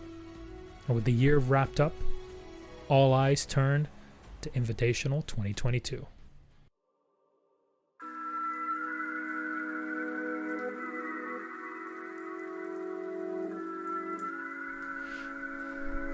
SI22 was planned to come back to Montreal after 2 years away. Unfortunately, restrictions due to the pandemic were still in place, and that, also unfortunately, forced Ubisoft and tournament organizer ESL to move the show all the way to Stockholm in Sweden. It was genuinely a massive undertaking, pulling off something like this with how the state of the world was and the short window of time given. This time, all 20 participating teams would attend the event. They were split into 4 groups of 5 each, where the 5th place team would be eliminated. The bracket was back to the double elimination format. However, with crucial changes I believe were for the best. Gone is the map advantage in the grand final, with the upper bracket team's biggest advantage being coming fresh into a match, as opposed to the lower bracket team having to play a qualification match on the same day as the final. Additionally, the top team from each group would be placed only 3 wins away from the grand final, whereas every other team would have to go through 4 to 6 matches. This means that viewers got a boatload of games round the clock, with an enormous variety of inter-regional matchups. Coming into SI, Alamau, Team 1's most flamboyant and arrogant player, was touting the line of The Last Dance, reference to the fact that this would be his final run with this squad. Who knew where he would end up? Well, Team 1 was immediately eliminated in Group D, joining BDS, who played with their coach in this event, Cyclops, and Sandbox, all of them together at the airport. A massive surprise were Furia and Demon Kia, who both topped their groups that included heavy hitters like TSM and OXG. It's also in the lower bracket that elevates Onigiri, one of the best players to come out of APAC, had tied the map kill record set by Palu at 27. Crucially, this would be the highest recorded at a major event. Over the past few months, a certain fog had descended upon APAC teams. Demon Kia especially, who I mentioned had topped their group, looked indestructible. That's where Sonics come in. Led by the IGL with the biggest brains and the smallest skill-death ratio, Super, Sonics tore through Elevate and Damwon off the back of a Kansan clutch. The Korean squad especially was so exposed that they were an easy finish for OXG. Sonics would later bow out to FaZe Clan only 2 games away from the final, a pretty darn deep run for this team. In general, NA teams were performing to a very high standard at this SI. Aside from Team Empire, EU was a massive disappointment. Empire then had its biggest test versus TSM in the upper bracket final. TSM had narrowly crossed past NIP, Furia, and Liquid, proving to be an effective net against Brazil. However, that same mix of minute strategy and play for picks TSM was so good at failed against Empire. But yet again, TSM systematically dismantled FaZe to collect all of the Brazil Infinity Stones and prepared for revenge against Empire. The final opened on Clubhouse, Empire's home turf. And yet, TSM pulled a win in overtime. Same one for Cafe. It looked dire for Empire. The Russians pulled it back on Oregon in a close overtime, but it's on Villa where history would be made. Jason Dottie, as Bolo's civilian name goes, had played his first Pro League match in June 2019 versus SSG on Villa. 1.5 years later, it's on that very same map that the content creator turned pro would silence all critics. TSM were world champions. It's important to note that success like TSM's doesn't come from one individual. Achieved and Merc had been constantly trying to outdo one another on the scoreboard in every game. Geo was a solid rock and an important part of keeping team spirits high. Chala had been dismissed by doubters all the way back in 2018, but he proved them all wrong and became an integral part of successful rosters like SSG's in NA. And of course the legendary Pojo Man, Daijuswen, counted on data and gotcha to give the squad everything it needed for ultimate victory. TSM had beaten the best every region could offer, especially Brazil. The counter was reset. Honestly, 2022 passed by like a blur for me. It was incredibly invigorating seeing Siege return to its heights, despite the clear impact the pandemic had on the workflow, on the event schedule, and definitely every Medi's mental health and psyche at this point. Past SI and through Stage 1, there were quite a few regional shifts. Astralis and XZ had burst onto the top 4 of the NA scene. Iconic, J9O, Yaga, Kino, and legitimately every player on the 2 squads were a massive injection of fresh blood and ideas into the NA scene to push it forward past TSM's win at SI. G2 had also been remade, with Alamau, Doki, Virtue, Citizen, and Prano, a big but necessary shift in the team to move past the slump in 2021. Also, the old Vitality roster that had split with Fabian were still looking for an organization to represent until being picked up by Wolves Esports, part of the Wolverhampton football team. Another EU entry was Heroic. They had a squad in 2021, but the biggest shift was the Norwegian org picking up the much beloved Kovana Gaming of Gorgona, Grizzly, Sloth, and the big hitters of Uno, the big prospect, Benjamaster. And finally for EU, tragedy struck as Team Empire's roster was dropped out of nowhere. Yeah, the second-rated team in the world and a top contender in Europe was just gone. The squad would fracture and split among VP and a new empire, but those org names would be dropped altogether with restrictions being placed on Russia. Obviously, not a topic to get into here.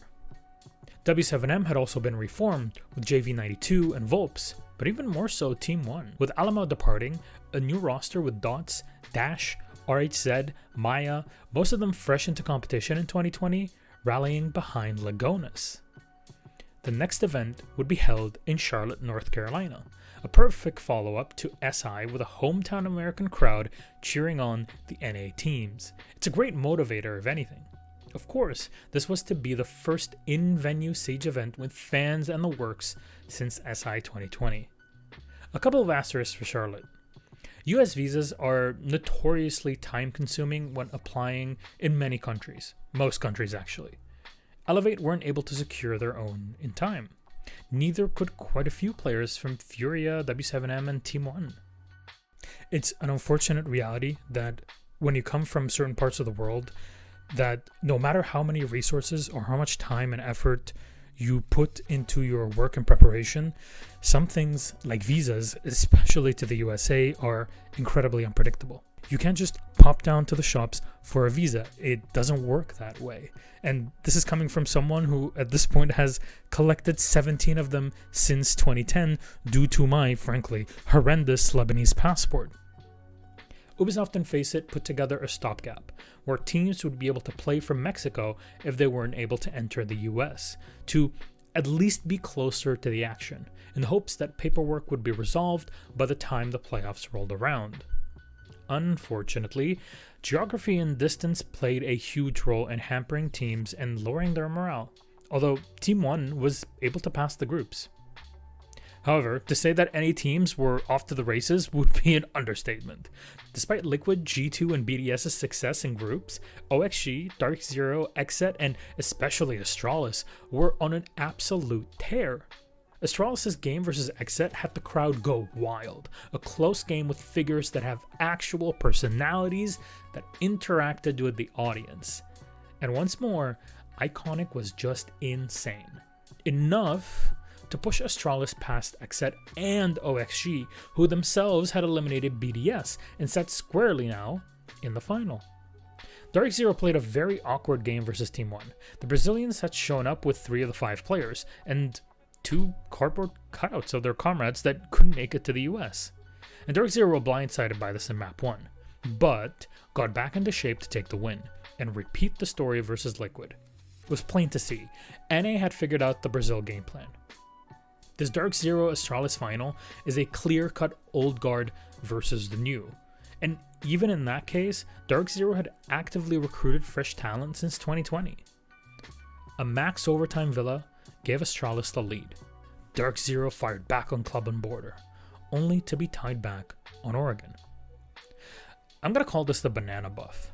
This NJR had the whole convention center cheering him on, eating a banana, which is just the best thing ever. Turns out that's exactly what Dark Zero needed. Bank was a walkover. NJR with the potassium buff led Dark Zero to victory, and Canadian to his first major trophy. Hyper had been playing for years, including NA Mouse Sports and early Dark Zero. NJR had his start with Aerial Arise in NACL and CCS, and Pambazoo was discovered only a year prior to this major victory. NA had it going on, and they weren't about to let it go so easily. And heading into the next stop on the esports calendar, the August Berlin Major, it was on every other region to change it up. The biggest change came in the roster swap for Rogue. We talked about Bolo and his arc, but it's here that a new challenger burst onto the scene. Spoit, the Swedish Wonderboy content creator, had just turned 18 and was picked up by Rogue after the Stage 1 roster shuffle. The squad had been rebuilt around Spoit as spearhead, with legend Kenta Raketti, in and out of server Muscleman Cryan, IGL and Flex Leon Gids, and probably the best Dutch player, Deepak. The young talent was flanked by 4 incredibly experienced players, with Meepy and Sathis as coach and analyst, and even a mental coach in the LEC renowned Bernadette. Also in Europe, M&M Gaming had risen to the top 4. The squad led by Nello started in autumn 2021 as Yukon champions, then Challenger League to qualifying for SI22, and now had gotten a shot at a major event. Over in NA, Sonics had held on to their top 4 spot despite Dark Zero's best attempts. SSG was in a slump and working to reform, so they were out of commission for a while. And finally, in APAC, Indonesian hopefuls, Game & Gladiators, had burst onto the international scene out of nowhere after causing havoc in APAC South. To say that this major was full of surprises would be an understatement. NIP, Damwon Sandbox, Sonics, OXG, Game & Gladiators, M&M, and Astralis were all knocked out in groups. W7M and XSET especially had won 5 out of their 6 games. Just so you know, the joke at the time was that XSET was just a Brazilian team in a large overcoat in NA in disguise, since only Spirits and Yaga were the non-Brazilians on the squad. The Berlin Major was important in its own way. Charlotte may have been the first audience event in over 2 years, but Berlin was the first major audience event in Europe since the Milan Pro League Finals in 2019. Let's also remember that a 2020 major was set for Amsterdam, but was unfortunately cancelled due to lockdowns. This was big not only for the German community, but for the entirety of Europe. Traveling to and finding things to do in Berlin is quite easy, and with a 2 months heads up, tickets flew off the shelves. With seats full of 1,700 fans, European teams got massive cheers, and so did Elevate from APAC. However, it was XSET that provided yet another quarterfinals knockout for Wolves, and Rogue, who in 2 overtime maps took out the EU favorites G2. It was a genuine nail-biter of a game, with Spoit bringing the heat to the stage.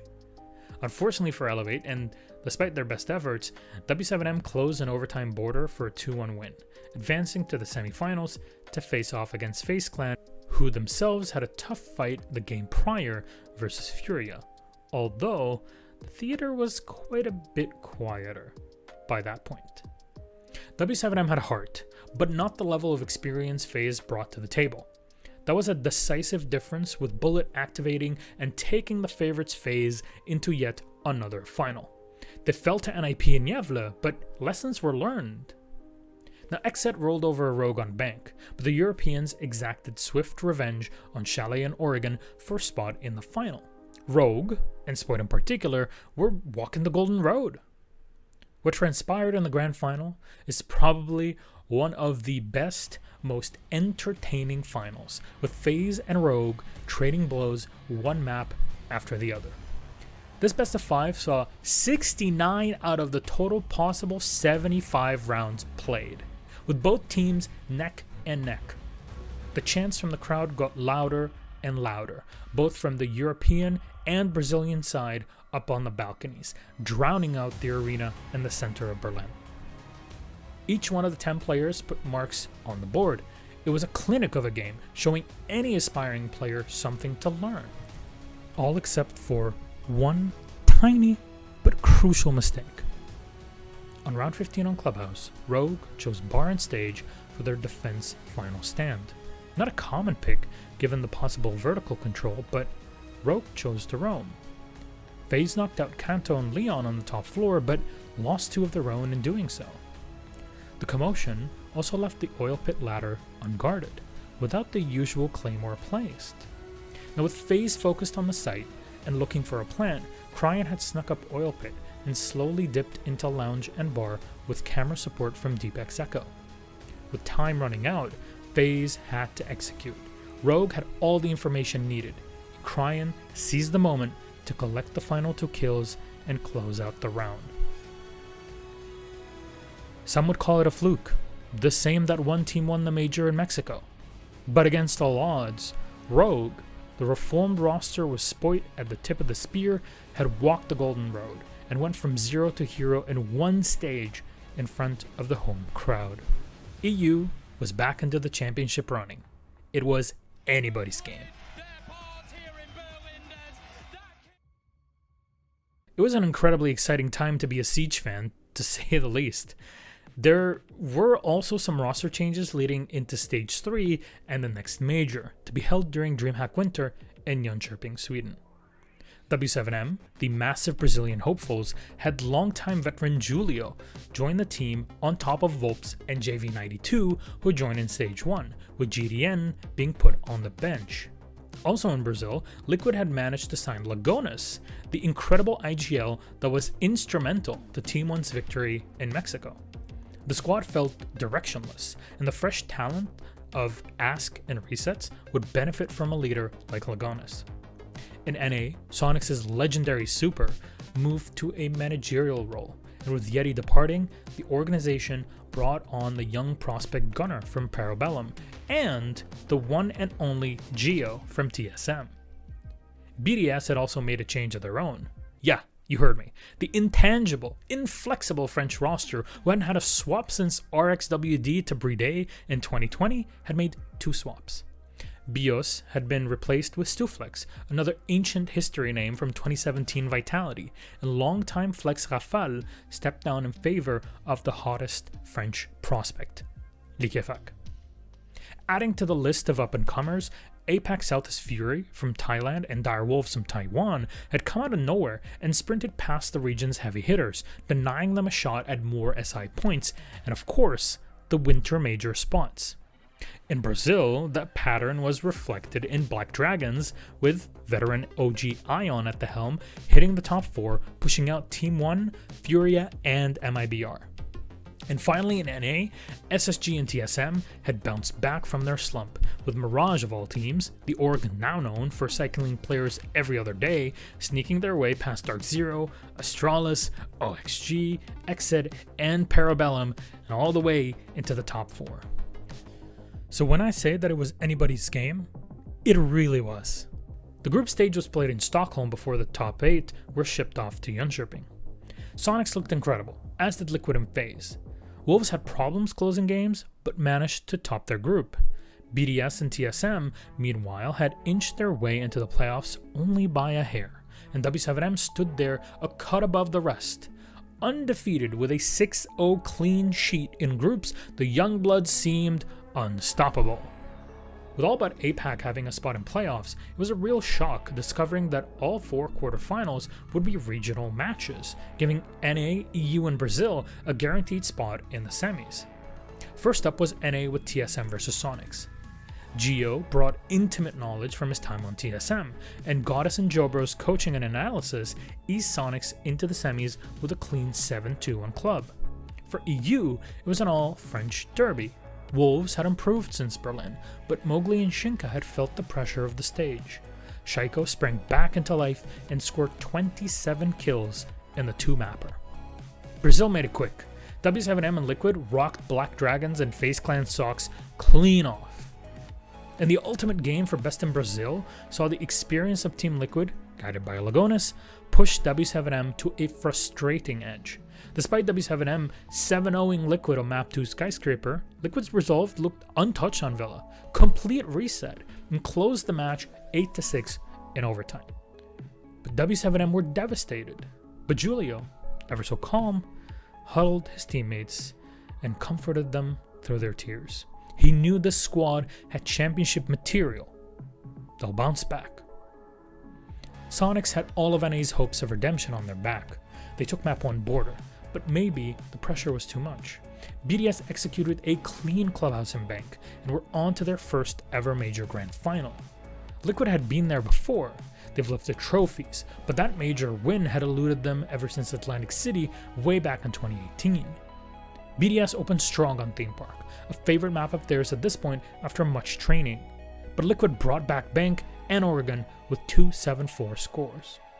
Unfortunately for Liquid, Cafe was a home ground for the EU team.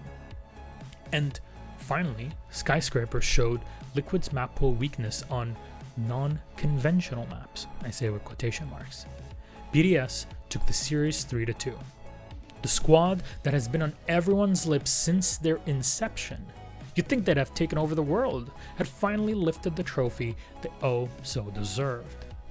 BDS finally hit a win streak, from Gamers 8 in the summer to the Japan Invitational just before Jönköping, onto the Winter Major, and ended up capping off the year with a first place finish in the 2022 EQ League Finals.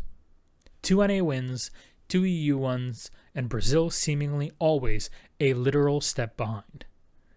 2022 came to an end and marked a high point in Siege's lifespan, reviving the esports scene by showing that viewers around the world wanted more, and the game updates themselves promising more and more quality of life features and operator additions that would now no longer be under quarantine and be immediately available to play in tournaments. And I would remind everybody, even though I didn't mention it earlier, that match replays had been added into the game, so there were more ways for viewers and players, and coaches of course, to interact with games and make sure they're well prepared and learning from the games that the team was actually playing. Safe to say, hype was building up to a boiling point for the next chapter, back to where it all began. Montreal would finally be home to another invitational after 3 years of separation. This would also be the last aside that would be exclusively held in Montreal, with future invitationals moving from one nation and one city to the next. Siege was coming home. SI23 would continue the event's 20-team format, with the same double eliminations playoffs bracket from SI22, including the removal of the controversial upper bracket finalist map advantage. The top 16 global teams in the SI points rankings would be the first invited, with 4 more squads, each from every region, joining from the local open qualifiers. Now let's break down the regions first. Korea was missing from the tiny 3-team APAC lineup this year. What's important with SI points is not just having one good stage, but being consistent throughout the year. A side effect is, for example, 2 teams in one region, especially a smaller region, performing well in 2 different stages that can lead to none of them qualifying to SI and reducing the slots that region sends to SI. That was the case here with APAC. Elevate, Cyclops, and Dire Wolves came in with high hopes, but were the first eliminated in groups. And the dark horse of Group D, Team Secret, also joined the airport shuttle. The list of first place teams in groups is an odd mix. Koi had surpassed both G2 and W7M in Group A. M&M had flawless their run in B, even when up against Sonics, Wolves, and Liquid. Lost Plus One, the rebranded Team 1, pulled first versus BDS, OXG, and Astralis in C. But only just, since 2-0 victories in the group stage with best of 3 matches rewarded you with 4 points, whereas 2 1s rewarded 3 for the winner and 1 for the loser. And finally, M80, who had acquired the Exit lineup, had managed to come out on top of a fatal 4-way between them, Heroic, Dark Zero, and FaZe Clan, with only 3 points separating the squads.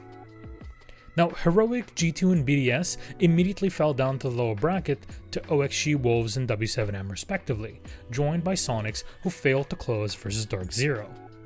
OXG vs M&M was a real nail-biter, with Vertical pushing the NA team on 2 max overtime maps and into the semifinals. Actually, OXG just swapped the workload onto Noyers, who, against Wolves Esports, who had passed the Lost One test earlier, just carried it on a 7-1 clubhouse.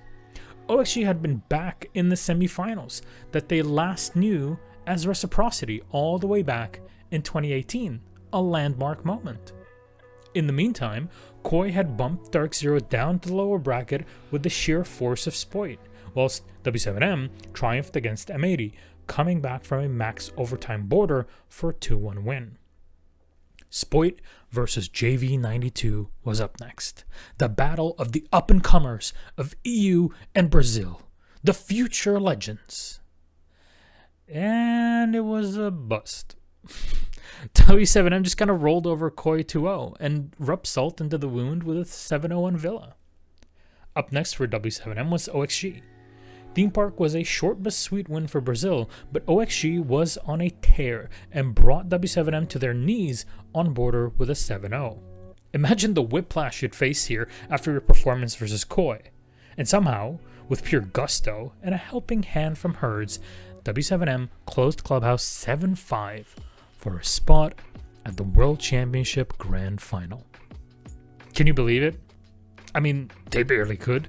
But W7M, with the guidance brought on by their coaches Abrao and Igor, were on the cusp of lifting the biggest trophy in Siege.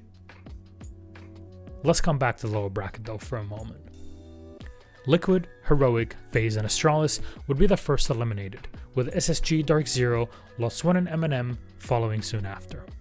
Astralis, however, had continued with a fire lit under them made of pure lava from hell itself.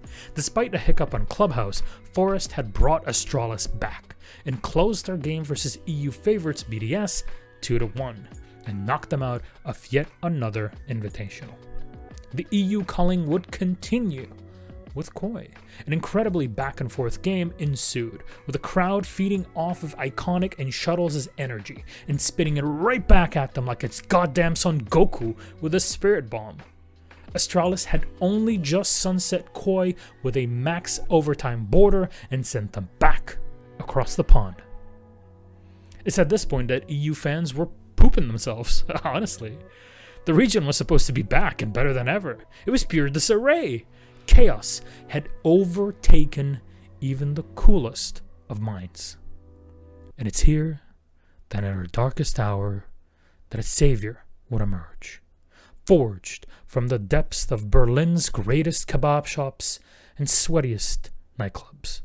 From Avernus itself, G2 Esports had rolled into town. You want nail biters? You got 'em. G2 and Astralis had a clash like no other, trading blows on Chalet and Theme Park that both went to overtime. And had Benjamaster been wearing a different pair of pants that day, could have been an Astralis win. And yet it wasn't. G2 kept their cool versus NA. Well, they ran it back against OXG. 8-6 on Bank, no problem. G2 make it a 7-0 on Skyscraper to give OXG a taste of their own medicine, courtesy of Alamao. The old dynasty, headed by the two-time world champion, Coach Fabian, stood face-to-face against W7M. I wonder what went through G2's minds that day. Alamao wanted to build his own dynasty, and they made it this far. W7M, however, had learned from their mistakes over the past year. They've made the necessary changes and investments. Rookies, they were not anymore. They had earned that respect and would claw it out of G2 if it had to be done. Clubhouse kicked off with a W7M 7-5 win as KZ and Volps played back-to-back. But, oh no, G2 had taken Bank, a 7-2 even. Benjamaster almost soloing the game. Up next was Cafe, and something had to change. W7M started with a clean 3 rounds on attack, a great halftime score on the map, as KZ kept piling up kills. But kills trickled back for G2's side.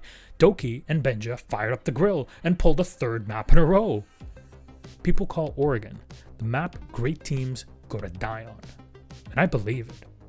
JV92 had also shown himself on the board, but so did Virtue. On round 1 of overtime, an ex-Kairos enabled team kill bled W7M's morale when it matters most.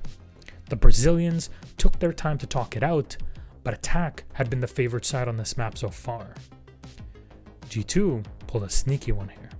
They sent their attack down into Freezer for a basement take, with Benja watching the flank and baiting W7M into his line of fire. And in 15 seconds, it was total collapse in Freezer and hallway. G2 had built a dynasty in 2018, but from the ashes of the 3 kingdoms of this year rose a new phoenix. Benjamaster started from nowhere. Doki wasn't even there when Na'Vi won in Tokonami. Blur had competed since 2018 and was finally lifting an international trophy.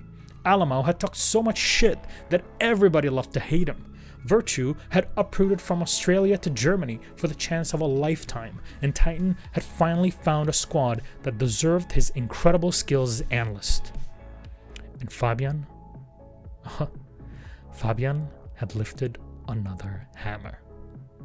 The only 3-time. The undisputed champion of Rainbow Six Siege. How the hell does he do it? SI23, in the birthplace of Siege. The first audience at an SI since 3 years. And what we got was history repeating itself. It's true what they say. The more things change, the more they stay the same.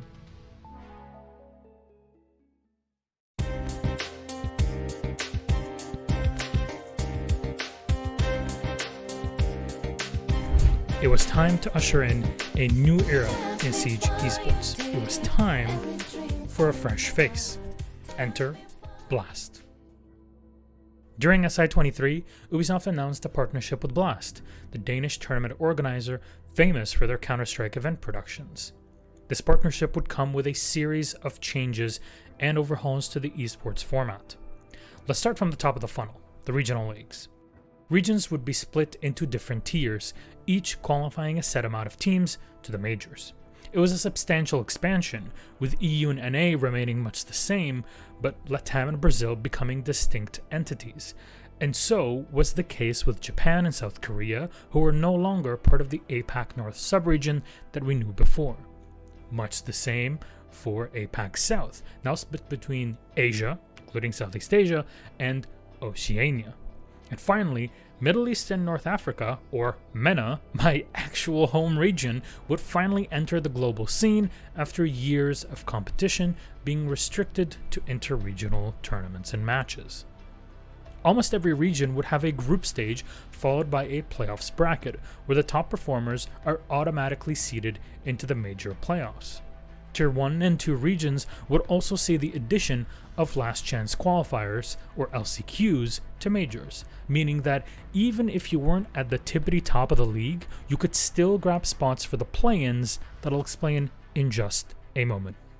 Many layers to this cake. It was a substantial change of regions, but it showed a global vision for the R6 ecosystem.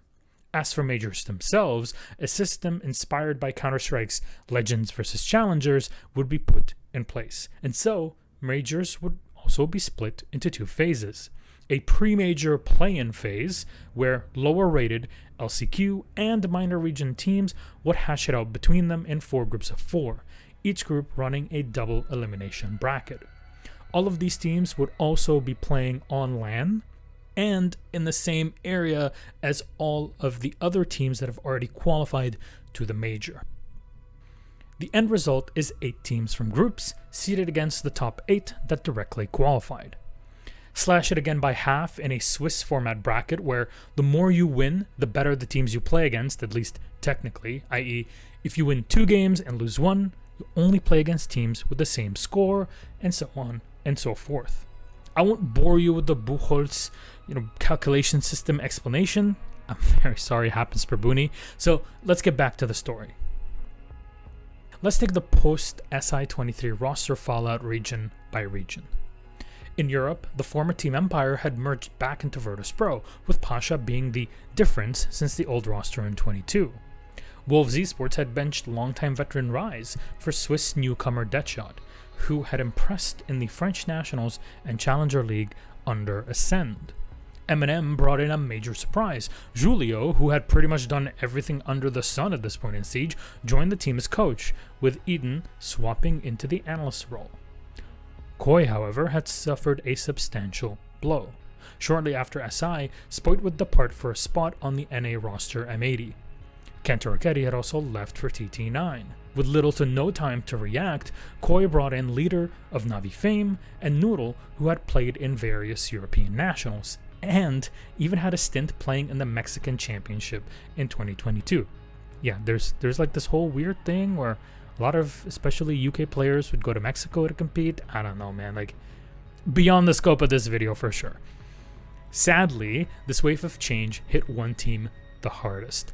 Heroic, who had slowly climbed their way up the ladder in EU, were now seemingly unable to hold down a consistent roster for longer than a few weeks.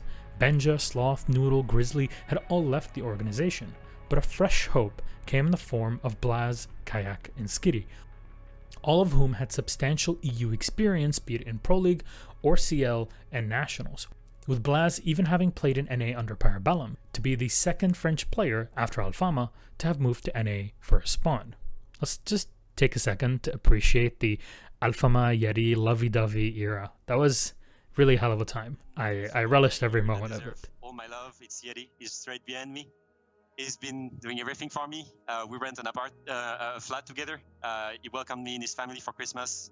I want to say, like, it's just amazing. I have no word for that. That's just a good human. In NA, M80 was collecting all the hottest talents they could get their hands on. Iconic and Spoit were a massive win for the team, as both were incredible players in their own right, and with guidance from Bodega, would eventually see the light. Dark Zero had signed Achieved and set Skies free. And you might be thinking, wait, isn't Achieved on TSM and isn't Iconic on Astralis? What's going on here? Yeah, about that. I didn't want to burst your bubble earlier, but TSM and Astralis both announced their departure from Siege Esports. A few orgs would actually end up packing up at the end of the year, citing many other reasons. It's a big blow to the scene, especially when they fielded such talented rosters. Of course, the pedigree of the organization itself. The upside is that SSG collected Callout, Forest, and J90 in one fell swoop. That's a hell of a catch if you ask me. With OXG having also picked up Yaga, with Vertical departing for the newly formed Beast Coast roster with, notably, Big Hitter Hyper. On to Brazil. Cameraman, a name synonymous with FaZe and being one of the best out of Brazil, and Bullet were now completely out of FaZe Clan. The org had picked up Handy and KDS. In a response to a close loss at SI 23, W7M picked up Felipox and Nate to replace Julio and Volps. Some big shoes to fill, but a necessary change. For MIBR, Felipox had of course left the team, but Perez and Lukid joined the roster with new analyst duds. And finally, Team Liquid replaced Ask with Volps. In the global APAC region, there were only a few changes. Most notably, our official guy joining Bliss in OCE. Onigiri had also stepped away from Elevate as the entire roster disbanded and was reformed with Speakeasy Healthcare, Barcode, Tolji, and Ape joining. Fury, the Thai squad, brought in Critche, who had climbed the ladder through Elevate Academy. In Korea, Sandbox had rebranded as Fearless Foxes, which is such an adorable name, by the way, or Fear X, with veteran Demix rounding out the squad. And finally, La Vega had picked up the seemingly inexperienced roster of Prep Esports that somehow made it to the first Blast R6 Major. Copenhagen was upon us. I didn't touch on every single team, opting for the biggest changes for what we now know are the major competing squads. MENA, of course, was the latest addition to the league, and like I mentioned before, had played in regional tournaments for many years, even though they weren't part of the global esports circuit. Falcons and GK looked to be the best from the region, but with a limit of one for the event, it was Falcons with P9 Valentino, Jaled, Joker, and O'Kills that headed to Copenhagen. Aside from visa issues, you know how it is. It was quite the pleasant surprise that Team Falcons had topped Group A, joined by M&M Gaming. SSG and NIP came out of B. Sonics and Mexican squad Revan Club came out of C, and W7M and Wolves out of D. The group's playoffs is where things change, however. W7M had continued their flawless run, even with difficulties against Liquid and Sonics. FaZe, NIP, and Liquid also headed into the quarterfinals as 4 out of the 8 quarterfinalists were from Brazil. Joining them were M&M Gaming and G2 from EU, Sonics from NA, and Scars, a massive surprise, from Japan. Now let's continue with Scars then. I have to say, for a team whose experience maxes out at the Japan Nationals, it spoke volumes for the quality of play in said Nationals when Scars took Skyscraper back from FaZe with an excellent attacking half. Sure, Scars would end up losing the series 1-2, but to say that APAC is washed when each stage a new challenger comes up and does something like this is arguing in bad faith. The region has what it takes, but unstable rosters and the lack of proper practice due to ping and distance have always dealt a backhand to APAC as a whole, no matter the esport. Remember that the distance from Seoul to Tokyo is greater than Paris to Helsinki. Anywho, another surprise was the world champions of G2 being knocked out by Team Liquid. For all intents and purposes, this was a rematch of the 2018 Atlantic City Pro League Finals, and Liquid had repeated the same score now in Copenhagen.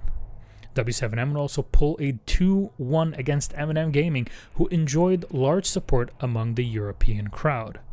Cafe might have been a close call, but Villa sealed the deal as M&M just couldn't get past W7M's defense, headlined by KZ. Lastly, NIP fought tooth and nail, but Sonics had so much resilience that Grixer could hold the line on Chalet and Bank.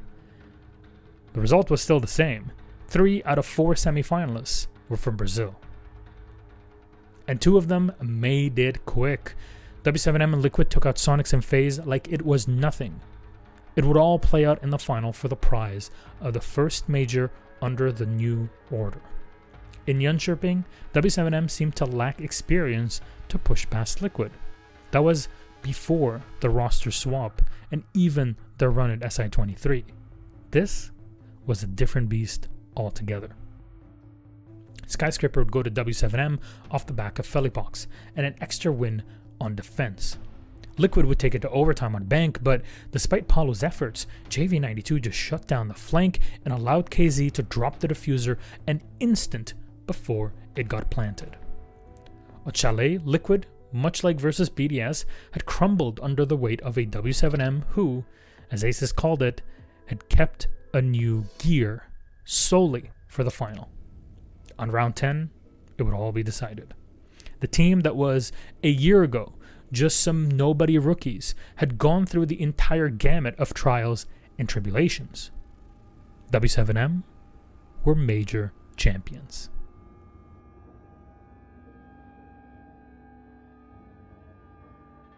What's impressive is just the size of the team on stage lifting the trophy. From players to coaches to staff, it was a huge concerted effort to push the squad past its limits to achieve its true potential. Potential that even the legend Julio had touted as endless. Unfortunately, the summer had become a long off-season. No major in the summer, no stage 2 in the summer. It's necessary to have time off, but people were itching for more. Now, thankfully, there were some regional tournaments to hold things off. R6 Combine and Rainbow Rumble in Europe, Element 1 and Game Rogue in NA, Japan Invitational and Summer Cup in Asia, with Gamers 8 coming back for its second year. To say that viewers were beyond ready for Stage 2 would be an understatement, and even more so for the upcoming major, set in Atlanta, Georgia. USA, baby! Atlanta ran with the same format as Copenhagen. The group stage challengers were quickly locked in. NIP, who need no introduction, and GK, the newest up-and-comers from MENA, would come in with Noodle and Leader. The UK players passed the test in Group A.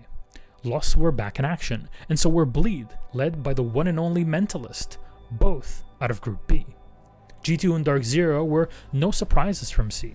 Same one for SSG and Wolves in D. They all faced off against M80 and Sonics from NA. FaZe and W7M from Brazil, Scars and D+, who were back again from Japan and Korea, and BDS rocked up to the stage with the updated Virtus Pro at their side, which we called already basically Old Empire plus Pasha. It was a bloody mess in the Swiss bracket, where it's not uncommon to spiral out when your score starts dropping and others start stacking up wins. Anyway, when the dust had subsided in the Swiss bracket, we ended up with a pretty even playoffs bracket. FaZe faced SSG, an incredibly tight series, where J90 gave it his all. All for none, unfortunately, as the first Brazilian squad advanced to the semis. Lost closed a 7-5 on Chalet against Dark Zero, but sent them home packing on Skyscraper 7-0. With one fell swoop, NA had been decimated on home turf. Another set for Brazil. It was on W7M to add a third into the mix, and had GK to play against. The young MENA and UK team had gusto, but nowhere near the level of experience needed to go deeper in the tournament. An excellent result, but a loss nonetheless. And finally, to break the monotony, EU had guaranteed a semi-spot with G2 facing BDS, which actually went by faster than you think, with G2 figuring out their French rivals and sticking Doki in every possible wound to rub it in. The semis were also kind of a mid-fest themselves, with G2 stumbling over W7M once more, and Loss, with Cameraman now at the helm, had sought revenge against FaZe, and he'd finally have it. Both games closed at 2-0, 7-2, 7-5. And oh, how history repeats itself. Another event, another final with a top-tier Brazilian team. And this time, it's Copenhagen 2.0.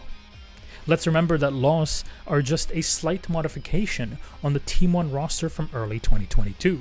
Many of the players hail from Brazilian Serie B and regularly interacted with the Tier 1 of the region.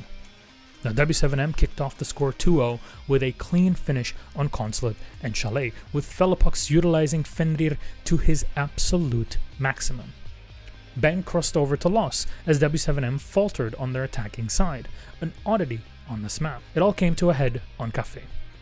With Felipox once more playing a perfect support role on Grim, W7M locked a 4-2 attacking half. Now, JV92 had collected kills on defense and held down the fort. Despite all their efforts and a Monty pick, it just wasn't enough for LOS. W7M had once more lifted a major trophy, the second and final one of 2023. We can argue over Dynasty, but there was no doubt in W7M's excellence and domination in the scene. The rookies had become the masters, and all those who sought the halls of greatness in Siege had to go through them.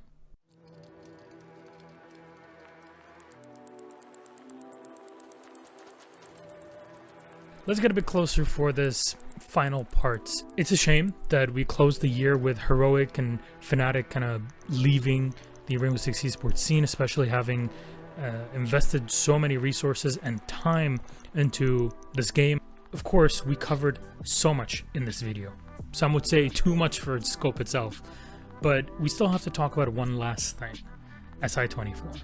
Like I said over 2 hours ago, this is the first event where we get to go to Brazil ever since the Pro League Finals, where G2 beat FaZe in 2018, and of course we had the cancelled Pro League Final that was supposed to be the last season of Pro League to happen in May of 2020. And much like in the past few years, the format itself hasn't really changed for this year. Actually, not at all. It's 4 groups, 5 teams each for a total of 20 teams. They all qualify from all around the world. They're the top 20 in the entire world. The biggest change being no online qualifiers, no queues to actually get to SI. However, all of the matches in the tournament are best of 3s from groups and onto the playoffs in the studio, and of course the main stage in the arena itself with a best of 5 grand final. No map advantage. I think we can all get behind that decision pretty darn effectively. There are some teams that have locked in all of their rosters, but there actually aren't many of them, and not all of the changes are as kind of substantial. Dark Zero, first of all. Darlings of North American region, completely understood. They have all of this charisma on stage, and the way that they play, it is quite unique. Now, they brought in an EU import. From M&M Gaming came Nafe. Also, of course, huge bit of news, Bolo had just been slotted into the Dark Zero roster. It's pretty crazy that nobody can seem to retire from this game for longer than a few months. I wonder what keeps pulling them in. Gunnar had actually left Sonics, and the team had substituted him with Ambi. Ambi is a very promising prospect, but will face his first ever kind of test at the Invitational. With OXG not qualifying to Six Invitational 2024, it means that the talent team gets to pick up Foxay for the event, and that M80 gets to pick up Yaga to play with them. A huge player and a huge pickup for the squad that might really be able to push them over the edge.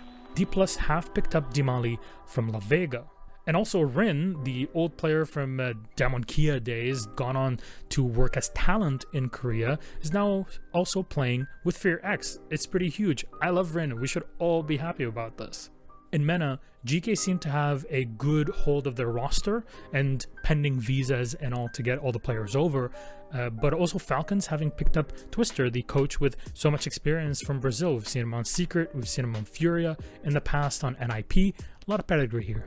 I'm really happy to say this because aside from, of course, the Bolo story coming back to play for Dark Zero, there isn't really much of a big transfer within any team in the world leading up to SI24. So things are going to be more organized, but they're going to be absolute chaos right after the event. I don't think there's a shadow of a doubt W7M are set to win the whole thing. And yes, literally like 2 hours ago as of recording this, W7M, the org, and the players announced that this will be the last event that the players actually play under the W7M flag, which is going to weigh somewhat on the players, but it seems like it was quite amicable. However, we need to be sure to not underestimate any enemy. Remember, that sort of hubris can really lose you games. So yeah, that's it. We just went through the entire history of Rainbow Six Esports. Hell of a trip. I want to thank you all for talking about this video, watching it, sharing it, no matter where it is, because this video doesn't have a sponsor, as you saw, and I didn't really see it fit to have any game or website or whatever other than Siege sponsor it, but unfortunately that really didn't go through, and it's fine. We're not worried about it. This whole project took a lot of time and effort to put together. Just the writing and the research alone proved to be over 60 pages and took weeks to actually put together. Malo, Menix, Rojo, thank you very much for helping make this what it is.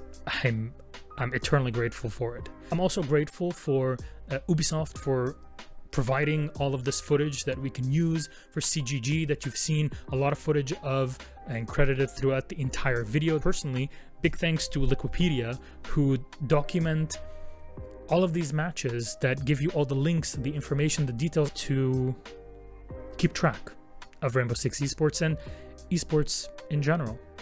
I recently tried to find old photos of us in Brazil from Pro League back in 2017 and 2018 and realized that they're unfortunately no longer online. It's possible that they're sitting in someone's cloud or hard drive or somewhere, but maybe they just don't even exist anymore. Maybe I will never see them again. I feel like I missed the chance to save those photos or archive them or have them somewhere just because they meant something to me. We often believe that we're gonna hold on to all of these memories forever. The triumphs, the emotions, the feelings, the memories we've shared with the people that have worked on these projects for many years. But many of those memories are gone. And a lot of those people have moved on to something else. They've left their mark here, but now they're somewhere else. It really is this sort of blissful ignorance that propels us forward, right? That we're chasing that next thrill, the big event, the next big thing. Rainbow Six transformed so much over the years, much of which revitalized the game, while also stripping away elements that will never return. And as much as I want to celebrate evolution, which is so very vital for a healthy game and a wholesome community, I also allow myself to truly feel that loss of a long past zeitgeist and give room for the grief it comes with. I think an important question is how do we want to remember Rainbow Six a year from now, 5 years from now, hopefully 10 years or beyond from now? And probably even more important, what feeling do we want to preserve when we think about Rainbow Six? To me, it's this: gratitude. In a way, Rainbow Six is a coming-of-age story for many of us. And whether we work in it or just enjoy it as viewers, we realize that we're part of something much larger than ourselves. Which also means that we sacrifice a level of playfulness for the responsibility of making it our livelihood. It's not just the game itself that we hold so near and dear to our hearts, it's the relationships we built through it. Be it our teammates, our colleagues, our friends, or even a chosen family. As much as I cherish Rainbow Six, I also recognize that one day, hopefully far, far away in the future, but still, one day, the franchise may reach its conclusion. Nevertheless, the emotions we shared, the creativity expressed, and the memories we actively choose to preserve will stay with us forever. So I hope that this video serves its goal, to remind us where we started and how it all began. Personally, I never want people to forget about this game and what it has done to change so many people's lives. This game took up the past 8 years of my life, and it's the reason why I met the most wonderful human being that I now call my wife. This is a gift, you know. I won't forget it.